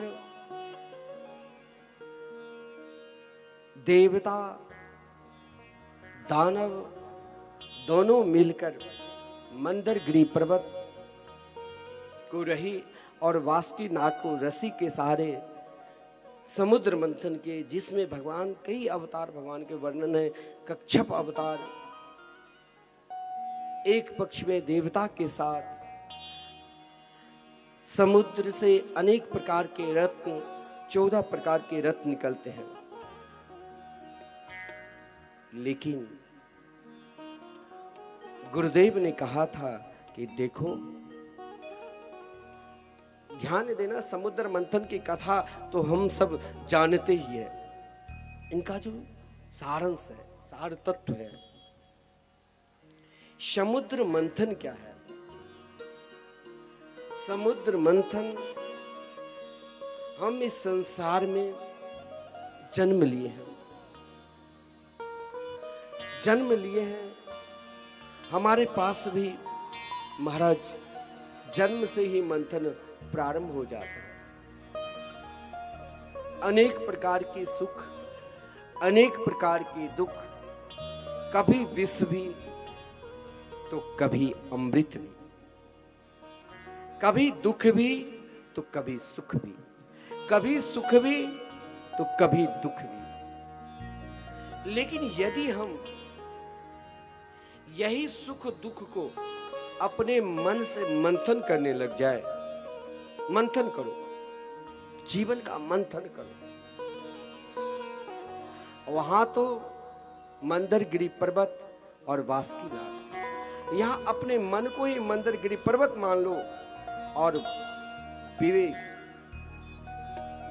यानी बुद्धि को रस्सी और मंथन करो कि हम किस लिए आए, हम कहां जा रहे हैं, क्या हमारे जीवन में बस यही काम है, धन के उपार्जन, खाना पीना सोना, हंसी मजाक करना, इसीलिए हम आए? नहीं। जैसे देवता लोग आश्रित हो गए थे किसके, तो अपने गुरुदेव बृहस्पति जी से, और बृहस्पति जी ने कहा था कि देखो जब जीवन में दुख आवे तो घबराना नहीं, भगवान का स्मरण करना। समस्त देवता जब समुद्र मंथन प्रारंभ हुए तो उनके जीवन में जब दुख आते थे तो भगवान का स्मरण करते थे, गोविंद स्मरयामाशम्। जब हम अपने जीवन का मंथन करेंगे तो हमारे जीवन से एक ही रस निकलेगा, वो क्या, एक ही अमृत मिलेगा, और वो अमृत है भगवान के नाम। अब यहां पर शंका होती है, कोई नाम जापक है, कोई नाम का जाप कर रहे हैं, फिर उनके जीवन में दुख क्यों आता है, उनके जीवन में कष्ट क्यों आता है? बोले देखो, सदगुरु ने तुम्हें दे दिया कि तुम भगवान के भजन करो, तुम्हें श्रेष्ठ अमृत दे।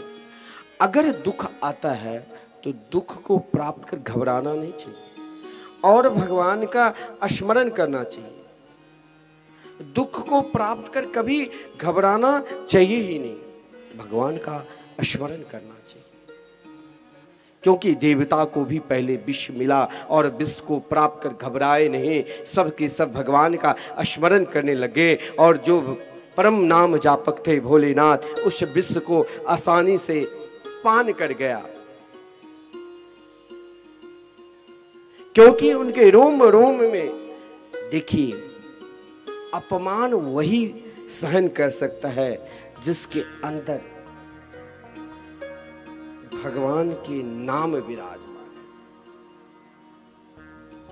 है। विदुर जी परम नाम जापक थे, दुर्योधन ने अपमान किया तो भी विदुर जी मुस्कुराते हुए सहज में चले गए। ध्रुव जी परम नाम जापक थे, उनकी माता ने अपमान किया फिर भी ध्रुव जी सहज में मुस्कुराते हुए चले गए। प्रहलाद जी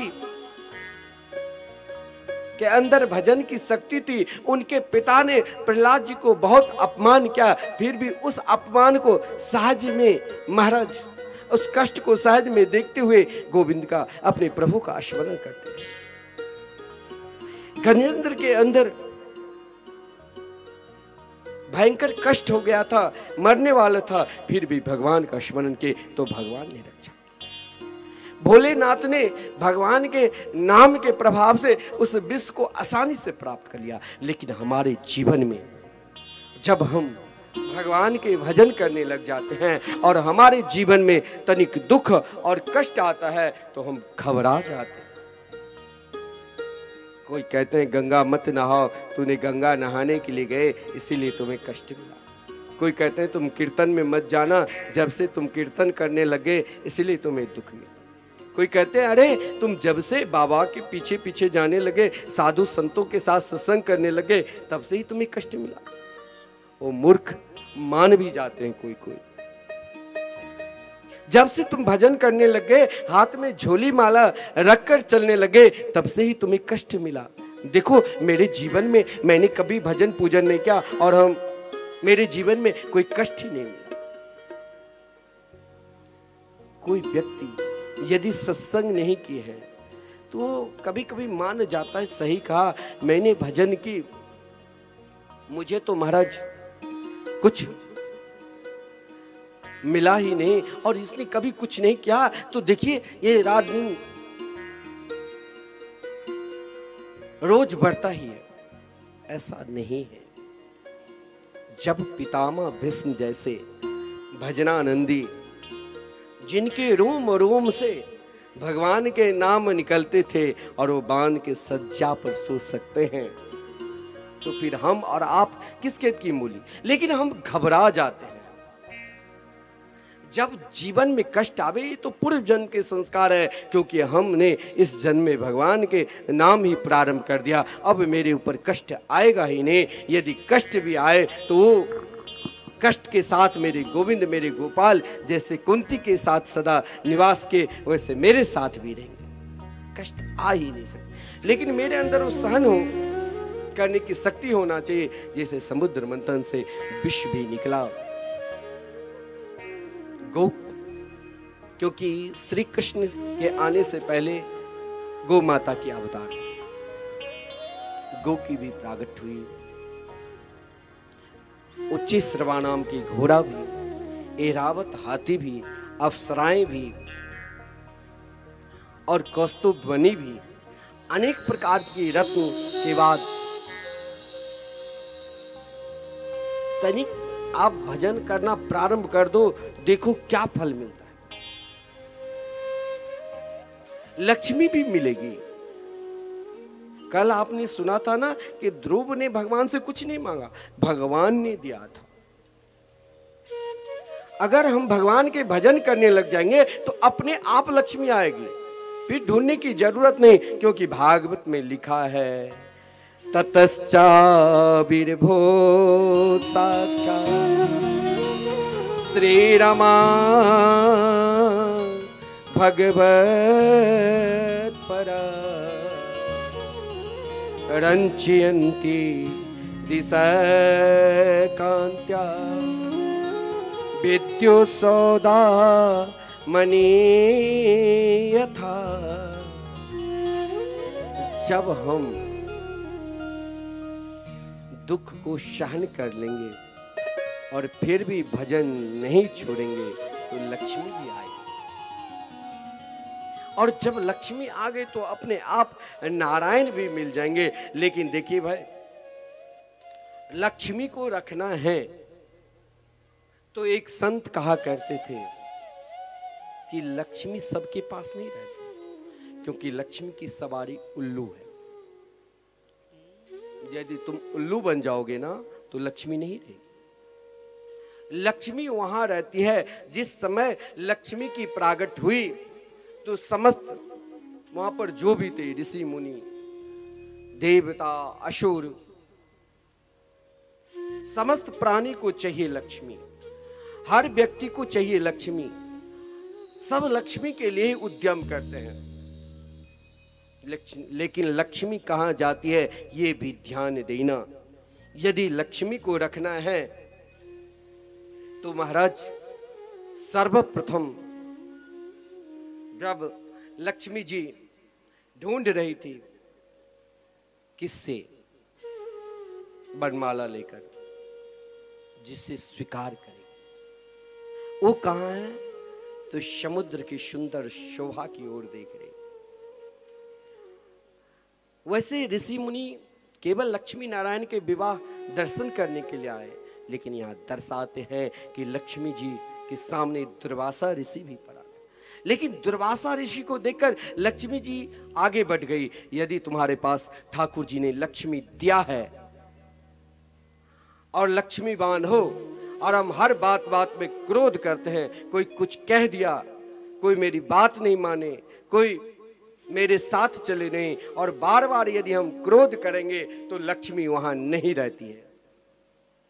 क्रोधी के पास लक्ष्मी अधिक दिन नहीं ठहरती है। लक्ष्मी आगे बढ़ गई, शनकादिक को भी देखा, लेकिन शनकादिक लक्ष्मी लेने के लिए नहीं। उनके मुखारविंद से तो सदा प्रभु के नाम निकलते हैं, लेकिन लक्ष्मी है। लक्ष्मी को रखने के लिए ये नहीं कोई व्यापार करता है तो महाराज कोई लूट रहा है, कोई खा रहा है तो हम नेत्र बंद कर रखे हैं कि लूटने दो, तो लक्ष्मी वहां भी नहीं रही। लक्ष्मी आगे बढ़ी तो महाराज भोलेनाथ भी दिखा। कोई व्यक्ति ऐसा भी होता है जो बहुत धन दौलत है, लेकिन उनके रहन सहन वस्त्र देखकर लगेगा कि बहुत कंगाला है, भिखारी है, दरिद्री है इनके अंदर। लक्ष्मी रहते हुए महाराज वस्त्र अच्छे पहनो, बढ़िया रहो वेशभूषा में, ये दरिद्री की तरह नहीं रहना चाहिए। वेशभूषा सही है तो लक्ष्मी वहां ठहरे। देवता भी मिला, देवराजेंद्र भी बड़े सिंहासन पर, लेकिन उनके अंदर काम भावना थी, वहां भी लक्ष्मी नहीं। असुर भी मिला, असुर को देखकर कहा दूसरे को संपत्ति को लूट कर लाते हैं, वहां भी लक्ष्मी नहीं रही। लेकिन जहां नारायण मेरे प्रभु विराजमान थे वहां आसानी से लक्ष्मी आ गए। बोले लक्ष्मी नारायण भगवान की जय। और महाराज जब हम नारायण के साथ में लेकर चलेंगे तो अपने आप अमृत मिलेगा, क्योंकि जब स्वयं भगवान धन्वंतरी के अवतार लेकर अमृत लेकर प्रकट हुए, असुर को मोहित कर स्वयं भगवान मोहिनी अवतार धारण कर महाराज देवताओं को अमृत पान कराया, जिस क्रम में सूर्य और चंद्र के बीच में राहु और केतु दोनों छुप गए थे। कभी कभी क्या होता है, कोई भजनानंदी है और ढोंग पाखंड हर जगह है, जहां भी जाओ सही संत यदि मिल जाए, भजनानंदी संत मिल जाए तो मान लेना कि महाराज ठाकुर जी की कृपा हुई। आजकल महाराज जहां सही काम हो रहा है वहां लोग उपयोग नहीं करेगा। जहां गौ के नाम पे, साधु संत के नाम पे लोगों से कहेंगे तो लोग वैसे ही दान देने लगे। मैं कहता हूं कि जाओ आप वृंदावन मिथिला कुंज और वहां पर देखो कि पहले हो रहा है कि नहीं सही कार्य, तब आप अपने धन का उपयोग करना। आज इतने बड़े अन्य क्षेत्र यहां पर चल रहे हैं, देखिए यदि आपने धन दिया है तो यहाँ कथा के बाद जब वहां पर भोजन की भीड़ लगती है तो देखने लायक लगता है। यहाँ धन का उपयोग हो रहा है, कहीं उपयोग भी करो, दुरुपयोग नहीं करो। देखिए धन मिलकर यदि दुरुपयोग करेंगे, देवता को अमृत पान करने के बाद भी उसने अमृत जैसे धन को दुरुपयोग करने लग गया तो उन्हें कुछ नहीं मिला। कभी भी धन का दुरुपयोग नहीं करो, धन का सदुपयोग करो। देवता ने अमृत पान कर लिया तो क्या देवता सदा सुख में ही रहे? नहीं, भजन छोड़ दिया, अधिक सुख मिले तो लोग नहीं कहते कि सुख दुख में तो सब सुमरन करता है और सुख में कोई नहीं करता है, और जो सुख में सुमरन करेगा तो दुख क्यों मिलेगा। लेकिन मैं कहता हूं जब अधिक सुख मिले तो अधिक सुख में और भजन बढ़ा दो। देवता को अमृत मिला लेकिन देवता भजन नहीं किया, लेकिन देवासुर संग्राम में असुर सम्राट राजा बलि मारे गए, तब भी अपने गुरुदेव की शरणागति को स्वीकार कर गुरुदेव ने जैसे कहा गौ की सेवा करो, संत की सेवा करो और नाम का जाप करो, जैसे यहाँ पर नाम यज्ञ हो रहे हैं उसी प्रकार महाराज बलि भी नाम यज्ञ क्या, भगवान के नाम का यज्ञ का यही महत्व है। जो यज्ञ पूर्ण भी नहीं होंगे तो भी भगवान आ जाएंगे। राजा बलि का यज्ञ पूर्ण नहीं हुआ था, लेकिन मेरे प्रभु माता अदिति के पुत्र कश्यप ऋषि के पुत्र वामन बनकर अवतार लिए। भजन ऐसा करो, ऐसा करो। महाराज राजा बलि ने सदगुरु के आदेश मिलकर, देखिए गुरुदेव जो कह दे, आप सबने नाम नौका तैयार किए थे। 9,09,09,99 नाम लेने से एक नाम नौका। जैसे कोई राम नाम बैंक में जमा करते हैं, वैसे पूज्य महाराज श्री ने सभी को एक पुस्तक दिया था, उसमें आप नाम का नौका तैयार करो। बोले नाम का नौका तैयार करने से क्या फल मिलेगा? बोले ये नौका वहां पर बिल्कुल सजे हुए विलक्षण नौका, संसार की नौका की तरह नहीं, वो नौका ऐसे मिलेंगे और आपको पुकारेंगे कि आओ। स्वयं कन्हैया मेरे गोविंद खड़े होकर उस नौका पर बिठाकर अपने दिव्य धाम ले जाएंगे कि तुमने नाम नौका तैयार किया।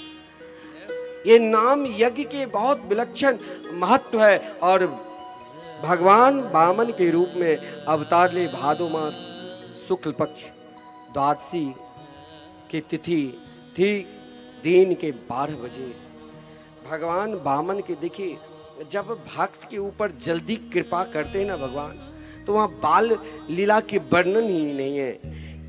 अपनी माता को चतुर्भुज रूप में दर्शन दिया और देखते ही देखते बटु छोटे से ब्रह्मचारी के रूप में उनके सुंदर विलक्षण रूप बहुत विलक्षण है। स्वयं माता अदिति ने कोपिन पहनाई और महाराज देव गुरु बृहस्पति यज्ञोपवीत धारण किया। स्वयं गायत्री माता ने उन्हें गायत्री मंत्र प्रदान की। मानो समस्त देवता देवांगनाएं, स्वयं अन्नपूर्णा ने भिक्षा पात्र दी। महाराज सप्त ऋषि ने आसन दिया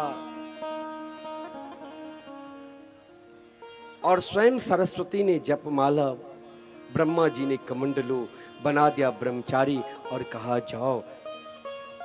क्योंकि जब गुरुदेव को जैसे यज्ञोपवीत संस्कार होता है और अपनी माता से भिक्षा लेकर पहले शद गुरु को देना पड़ता है, लेकिन जब वामन भगवान ने दिया तो बृहस्पति जी ने कहा बहुत कम है, क्योंकि एक संत के ऊपर एक संत कृपा चाहते हैं जो परम नाम जापक है। क्योंकि बृहस्पति भी जानते थे राजा बलि के ऊपर ही कृपा होनी चाहिए, इसीलिए कहा कि प्रभु बहुत कम है, मुझे अधिक धन चाहिए।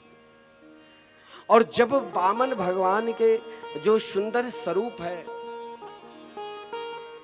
आज हम लोग श्री कृष्ण जन्मोत्सव भी मनाएंगे बहुत धूमधाम के साथ, इसीलिए घबराना नहीं। वामन भगवान जिस समय राजा बलि के द्वार पर भिक्षाटन के लिए जा रहे थे, उनके सुंदर विलक्षण स्वरूप को देखकर मार्ग में जब कोई देखता था तो एक नजर से उन्हें देखने लग जाते थे। उनके रूप साक्षात आपके बीच में वामन भगवान को आप दर्शन करेंगे, जिनके स्वरूप स्वयं हमारे गोपाल जी कहां से ढूंढ लिए। वामन भगवान को जो साक्षात वामन भगवान आप सब के बीच में विराजमान है, जो आज साक्षात ठाकुर जी ही वामन भगवान के रूप में आ गए।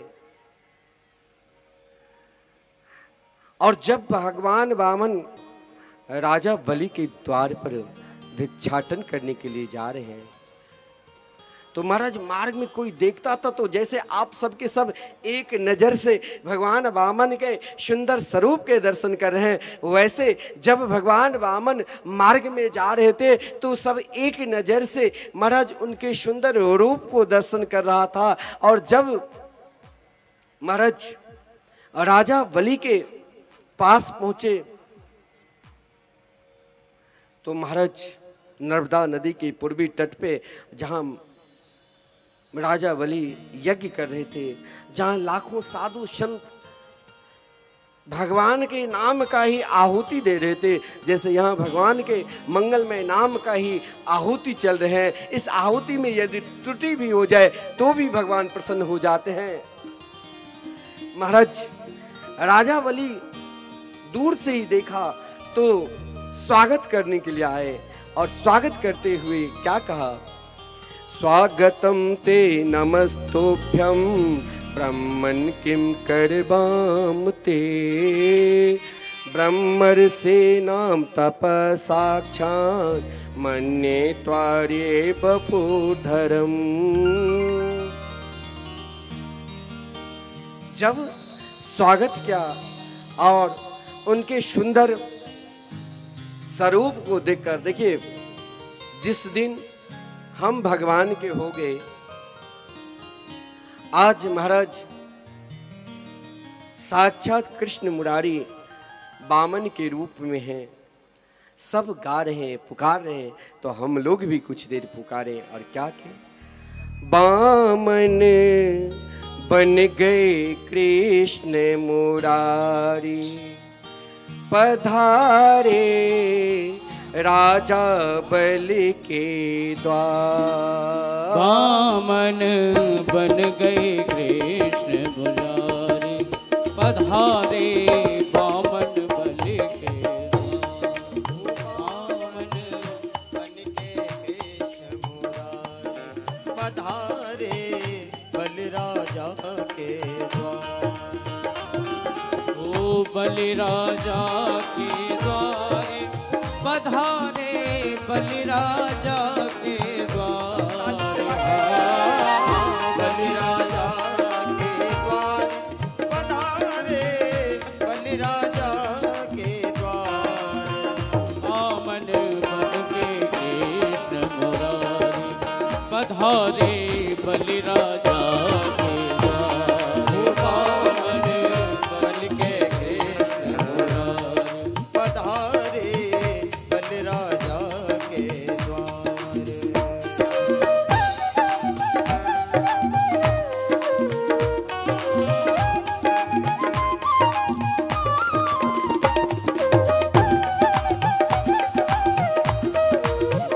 जय हो।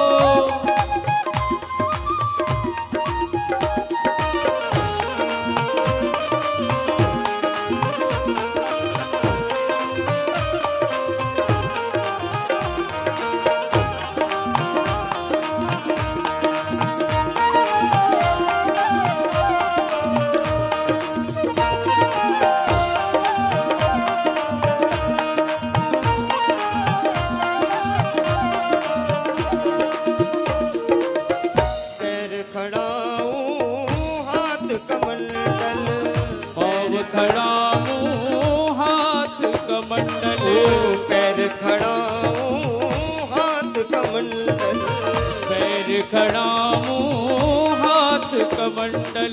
सुर जैसे चमके मुखमंडल, सुर जैसे चमके मुखमंडल, सुर जैसे चमके मुखमंडल, सुर जैसे चमके मुखमंडल। ओ बलि राजा के द्वार, पधारे बलि राजा के द्वार।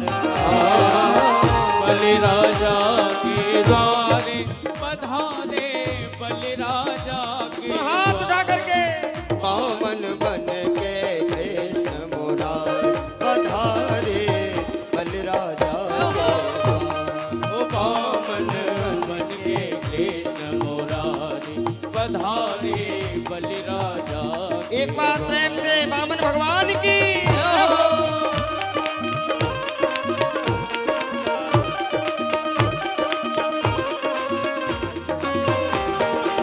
हरी हरी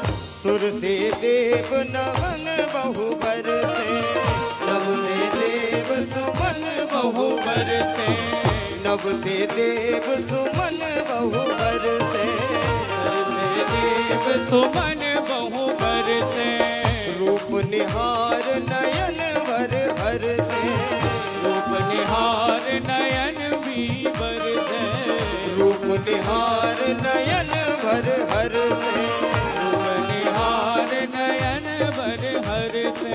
हो जाऊं मैं बलिहार पधारे बलि राजा के द्वार, हो जाऊं मैं बलिहार पधारे बलि राजा के द्वार।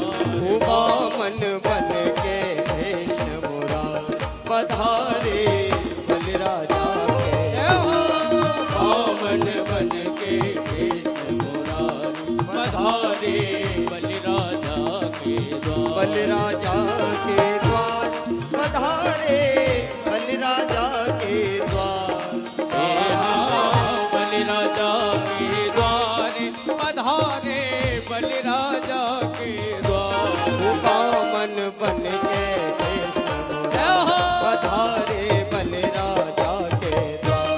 ओ बामन बन के कृष्ण मुरारी पधारे बलि राजा उठाइए दोनों हाथ, हरि बोल। बन के।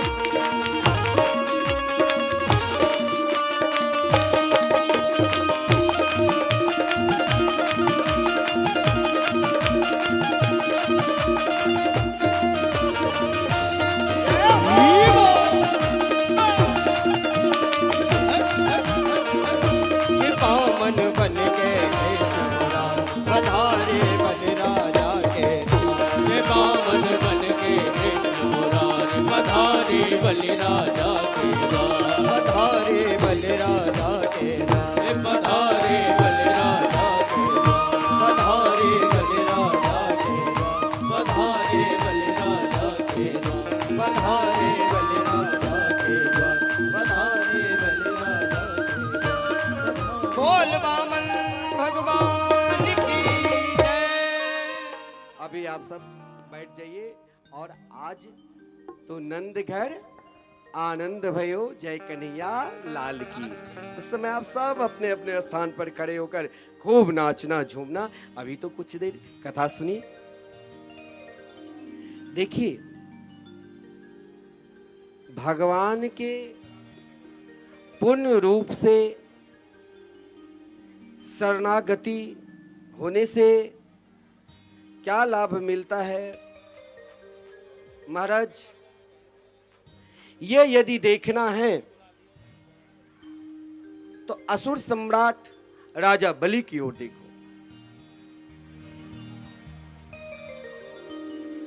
क्या सुंदर महाराज उनकी जिंदगी है। संत की कृपा यदि देखना है तो राजा बलि को देखो। शुक्राचार्य जी ने उनके ऊपर कृपा की, नाम यज्ञ कराया, 100 अश्वमेध यज्ञ कराने का संकल्प कराया, लेकिन यज्ञ में ही भगवान पधारे। हम लोग घबरा जाते हैं महाराज। घबराओ नहीं, प्रभु की याद करो, याद करो। उनके याद में, उनके लगन में क्या प्रेम होता है। जब हम उनके याद करेंगे ना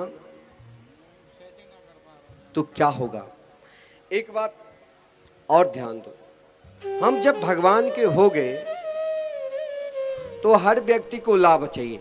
एक बात बताओ, लाभ किस किस को चाहिए भगवान से मिलने से? हाथ उठाओ। लाभ भगवान यदि मिल जाए तो किसको चाहिए? अगर लाभ चाहिए तो हाथ उठा लो। महाराज, लाभ के लिए तो सब हाथ उठाएंगे। और यदि मैं कहता कि हानि, तो हानि के लिए कोई हाथ उठाओगे? नहीं। हानि, अरे भगवान के दर्शन से क्या हानि होगी? वहां लाभ मिलता है, सब कुछ चाहिए लाभ। तो राजा बलि को क्या लाभ मिले? राजा बलि ने अभी तक पहचाना नहीं। उनके सुंदर रूप को देखकर राजा बलि ने केवल यही कहा कि देखो इनके सुंदर रूप कैसे है। यह सुंदर ब्रह्मचारी के रूप में नन्हे से छोटे से बालक यदि साधु रूप धारण कर ले तो उनकी शोभा विलक्षण होती है। और यही बात कही कि हे प्रभु, लगता है जिस दिन हाथ में मैंने झोली माला ले ली, हमारे अब लाभ बताऊं, बता दूं लाभ? हाँ हाँ, सब कहते हैं बता दो। जब हम भगवान के हो गए तो अद्येन पितरस्तृप्ता अद्येन पावितं कुलम अद्य श्रेष्ठ क्रतुरयं यद भवानाग्रतो गृहम्। जिस दिन हमने हाथ में माला झोली ले लिया और भगवान के हो गए, फिर आप अपने जन्म कुंडली दिखाने के लिए जाते हैं कोई पंडित जी के पास, महाराज हम बहुत परेशान हैं, घर में अशांति है, लेकिन मैं कहता हूं मत दिखाओ कुछ, तो पंडित जी की बात मानो। जब पंडित जी आपके कुंडली देखते हैं तो विद्वान पंडित जी कहेंगे आप अपने घर में ठाकुर जी को बैठाए हो कि नहीं, भजन पूजन करते हो कि नहीं। अब वो महाराज यदि नहीं करता है तो उनको बताना पड़ता है कि तुम्हारे ऊपर ये ग्रह है, इस ग्रह के निवारण करो। क्योंकि जिस दिन जिस पल हम अपने गोविंद के हो गए, हम अपने ठाकुर को हो गए, उसी दिन हमारे पितर सब के सब अपने पितर लोक में नाचने लग जाते हैं, झूमने लग जाते हैं। आज मेरे पुत्र, आज मेरे वंश का एक व्यक्ति भगवान के हो गए, आज वो कन्हैया के पुकार रहे हैं और वो नाचने लग जाते हैं। केवल पितर नहीं, बहुत लोग कहते हैं महाराज कहीं ना कहीं इसके कुल में दोष, कुल दोष। लेकिन जिस दिन हम भगवान के हो गए ना, अद्दिना पावितम कुलम, हमारे कुल जो भी है, माता की कुल, पिता की कुल, पति की कुल, सास ससुर की कुल, सब पवित्र हो जाते हैं। जो एक दिन हम एक दिन ये मन में सोच लेते हैं कि आज से मुझे भगवान का होना है, स्वयं हमारे जीवन बदलने लग जाता है जिस दिन हम भगवान के हो जाते हैं। और जब भगवान के हो जाते हैं तब संकोच नहीं करना चाहिए, भगवान के पास समर्पित कर दो। लेकिन हम लोग समर्पित क्या करते हैं जानते हैं महाराज? मैं कभी कभी देखता हूं, क्योंकि ठाकुर जी के श्रृंगार भी मुझे करने में बहुत आनंद आता है, तो जब हम मंदिर में प्रवेश करते हैं ना तो देखता हूं कि लोग भाई सड़े हुए फल ही ले जाते हैं, और उसे कह दूं थोड़ी सी साइड हो जाओ तो कहा महाराज देख नहीं रहे हो मैं आरती पूजा गा रहा हूं, और कहेंगे तेरा तुझको अर्पण क्या लागे मेरा, ओम जय जगदीश हरे, यही गाते हैं ना। और महाराज उस सड़े हुए फल ले जाएंगे जो उसके घर के कोई लोग नहीं खाएंगे।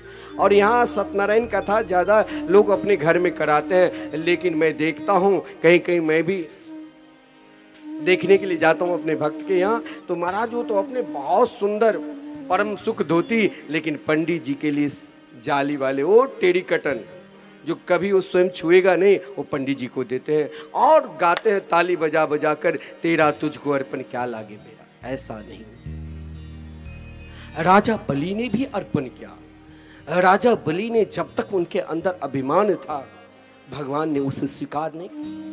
राजा बलि ने भी कहा हाथी लो, घोड़ा लो, धन लो, दौलत लो, यहां तक कह दिया यद यद बटो वांछसी तत्प्रतीक्षा में, जो चाहिए वो हमसे ले लो।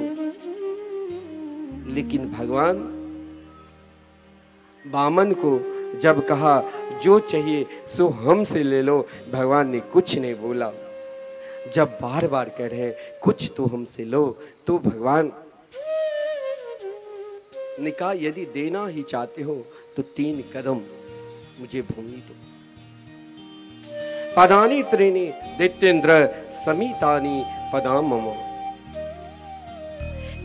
जो कह सकते हैं मुझसे सब कुछ ले लो, और उनसे कोई व्यक्ति बहुत कुछ देने वाले हैं और इससे और मांगने वाले थोड़ा ही मांग ले तो उसे तकलीफ होती है। हमारी इच्छा है यहाँ मंदिर में ठाकुर श्री राधा मोहन बिहारी मंदिर जो है प्रतीक वृंदावन, इसमें कई लोग यहाँ की जो सदस्य बने हैं मंदिर के 1-1 लाख दिया है, जो कम से कम 30-35 लोग। हमारी भी इच्छा है हम भी यहाँ पर अपने पूर्वज के या अपने नाम से यहाँ पर पूज्य महाराज श्री ने कहा उनका नाम पत्थर पर लिखा जाएगा स्वयं मंदिर के द्वार पर। अरे कभी भी कोई आपके आएंगे तो द्वार पर देखेंगे अपना नाम। इच्छा है लेकिन हम मांग लेते हैं आपसे थोड़ा। राजा बलि की इच्छा थी, जो राजा बलि ने कहा यद यद बटो वांछसि तत् प्रतीक्षा में, जो चाहिए सो हमसे मांग लो। लेकिन मांगा क्या कि केवल मुझे 3 कदम दो। अच्छा नहीं लगा कि मेरी इच्छा थी कि मैं ज्यादा दूं, लेकिन 3 कदम। फिर भी तैयार भी हो गए। लेकिन राजा बलि के गुरुदेव शुक्राचार्य जान गए कि ऐसा अलौकिक बालक, ऐसे चमत्कारी बालक, ऐसे सुंदर बालक कभी हो ही नहीं सकता दुनिया में। नेत्रबंद क्या तो जान गए साक्षात परब्रह्म परमात्मा है। इसीलिए कहा एस विरोचिने साक्षात भगवान विष्णुरप्यय कस्य पाद दितेर्जातो देवानां कार्य साधका।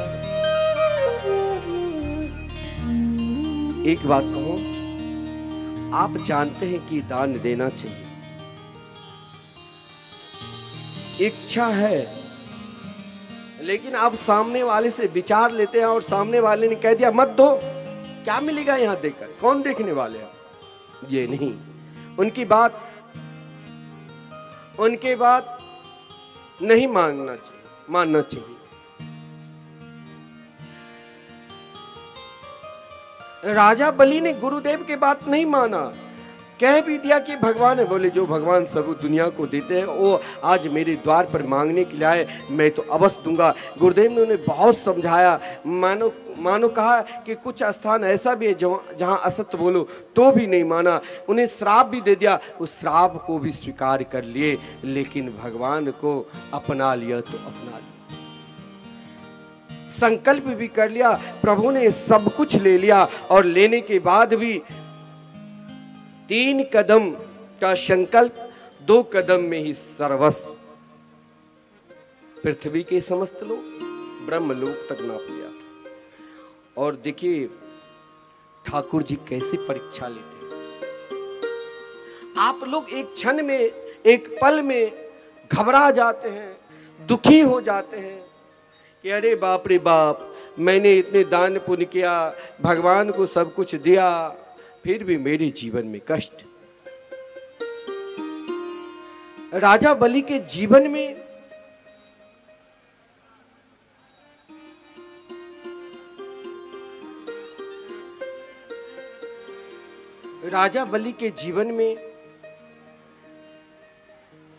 जय श्री राधे। गोपाल जी अभी बैठ जाओ।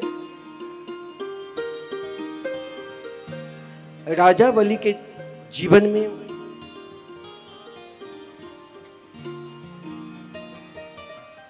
कष्ट नहीं आया। हम लोग मानते हैं कि सब कुछ ले लिया, उनके जीवन में कष्ट आया। अरे नहीं, कष्ट आया। उनके हृदय में प्रसन्नता थी कि वाह गुरुदेव, मुझे मालूम नहीं था कि साक्षात परब्रह्म परमात्मा है जो मेरे लिए बामन के रूप में आए। अगर मालूम होता तो तभी मैं सर्वस्व दे देता। आपने जब कह दिया कि भगवान है और मैंने भगवान के समीप असत्य बोला, जिस कारण घबरा गए थे। महाराज सब कुछ छीन लिया था। स्वयं जामवंत से भगवान ने कहा कि अब कहो, त्रिलोकी में घोषणा करा दो कि राजा बलि के राज नहीं, बामन के राज। महाराज आदेश भी दे दिया गरुड़ जी को, इसे बांधो, हथकड़ी बेड़ियां लगाओ। सहज नहीं है भगवान के मार्ग पर चलने के लिए। और एक बार यदि हम चल गए और उसे पहचान लिए तो चाहोगे भी तो भी हम नहीं निकल सकते हैं। प्रभु इतने दयालु हैं, इतने कृपालु हैं। प्रहलाद जी भी स्तुति की, उनकी पत्नी विंध्यावली भी स्तुति की, लेकिन राजा बलि ने घबराए नहीं। जिसने सर्वस्व ले लिया उनके ही नाम का स्मरण करने लगे। वाह मेरे गोविंद,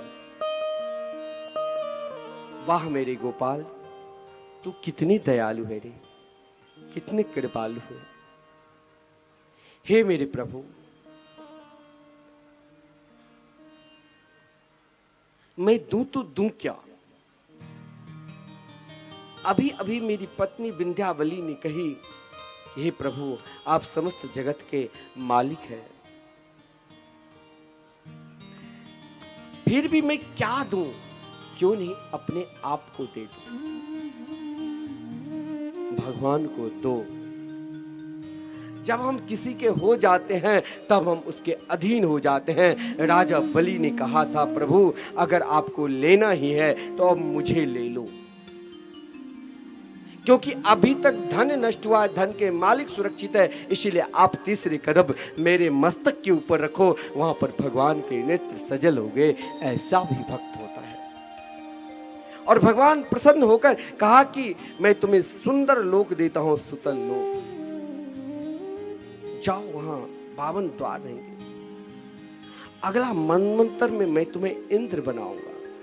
लेकिन एक बार जो उनके हो जाते हैं, सही में आप जब उनके हो जाओगे तो आप दुनिया के बिना रह सकते हो, लेकिन अपने ठाकुर अपने कन्हैया के बिना एक पल भी नहीं रह सकते। और यही बात राजा बलि ने कहा कि हे प्रभु, हे मेरे गोविंद, हे मेरे गोपाल,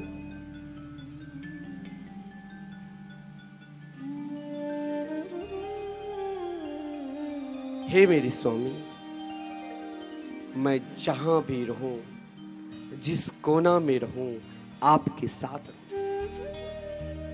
बड़ा सुंदर भाव है। भगवान ने उनके साथ सुतल लोग गए, निवास किए, जिस मार्ग से निकलते थे उस मार्ग पर उनको दर्शन दिया। बहुत सुंदर भाव है महाराज। भागवत में तो अनेक भाव है।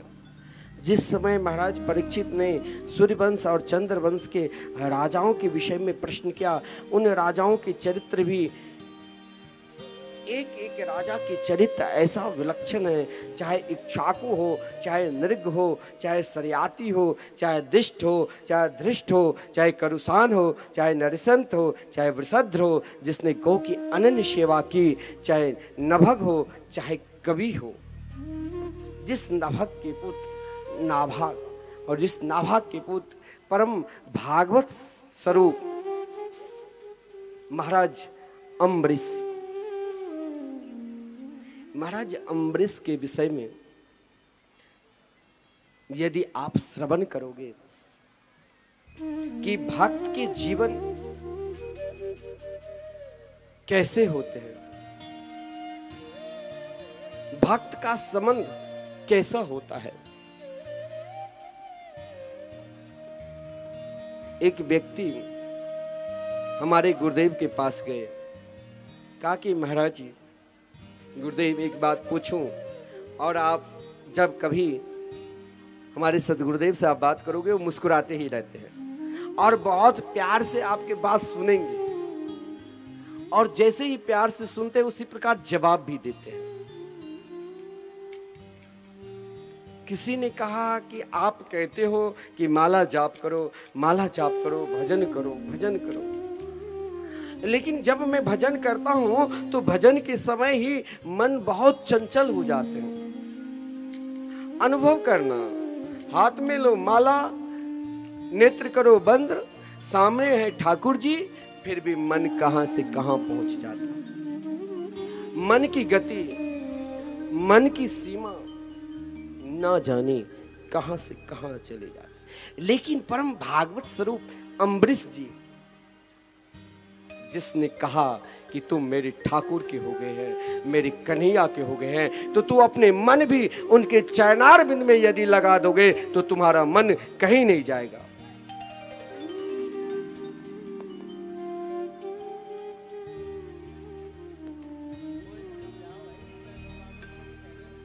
अपने मन को ठाकुर जी के चरणार बिंद में लगा दो, उनके हो जाओ।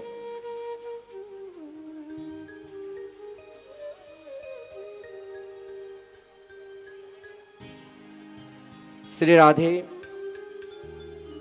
आइए एक बार हम भाव के साथ श्री राधा रानी के जो सुंदर उनके नाम की फुलवारी है, देखिए झूमना है तो आप झूम लो, फिर कथा में जाना पड़ेगा। एक बार राधा नाम में, क्योंकि जब मन नहीं कहता ये मन बड़ा चंचल है, कैसे तेरा भजन करूं, तो जब आप लोग कभी चंचल हो जाते हैं ना, तो मैं भी रासेश्वरी राधा रानी से प्रार्थना करता हूं कि इनके मन की चंचल वृत्ति को रोकिए और उनके ही सुंदर नाम की जो सुंदर फुलवारी लगी है उसमें हम सब झूमते हुए भाव के साथ ताली देते हुए आनंद ले, ताकि मेरे मन भागवत के सुंदर दिव्य स्वरूप में कथा में लगे। के पत्ता पत्ता श्याम बोलता, के पत्ता पत्ता श्याम बोलता, के पत्ता पत्ता श्याम बोलता, के पत्ता पत्ता श्याम बोलता। राधा नाम की, राधा नाम की, राधा नाम की लगाई फुलवारी, के पत्ता पत्ता श्याम बोलता। राधा नाम की लगाई फुलवारी, के पत्ता पत्ता श्याम बोलता। राधा नाम की लगाई फुलवारी, के पत्ता पत्ता श्याम बोलता। राधा नाम की लगाई फुलवारी, के पत्ता पत्ता श्याम बोलता। के पत्ता पत्ता श्याम बोलता, के पत्ता पत्ता श्याम बोलता, के पत्ता पत्ता श्याम बोलता, के पत्ता पत्ता श्याम बोलता। राधा नाम की, राधा नाम की जय हो, किशोरी नाम की लगाई बड़े भाव से, पत्ता पत्ता श्याम बोलता। राधा नाम की लगाई फुलवारी, के पत्ता पत्ता श्याम बोलता।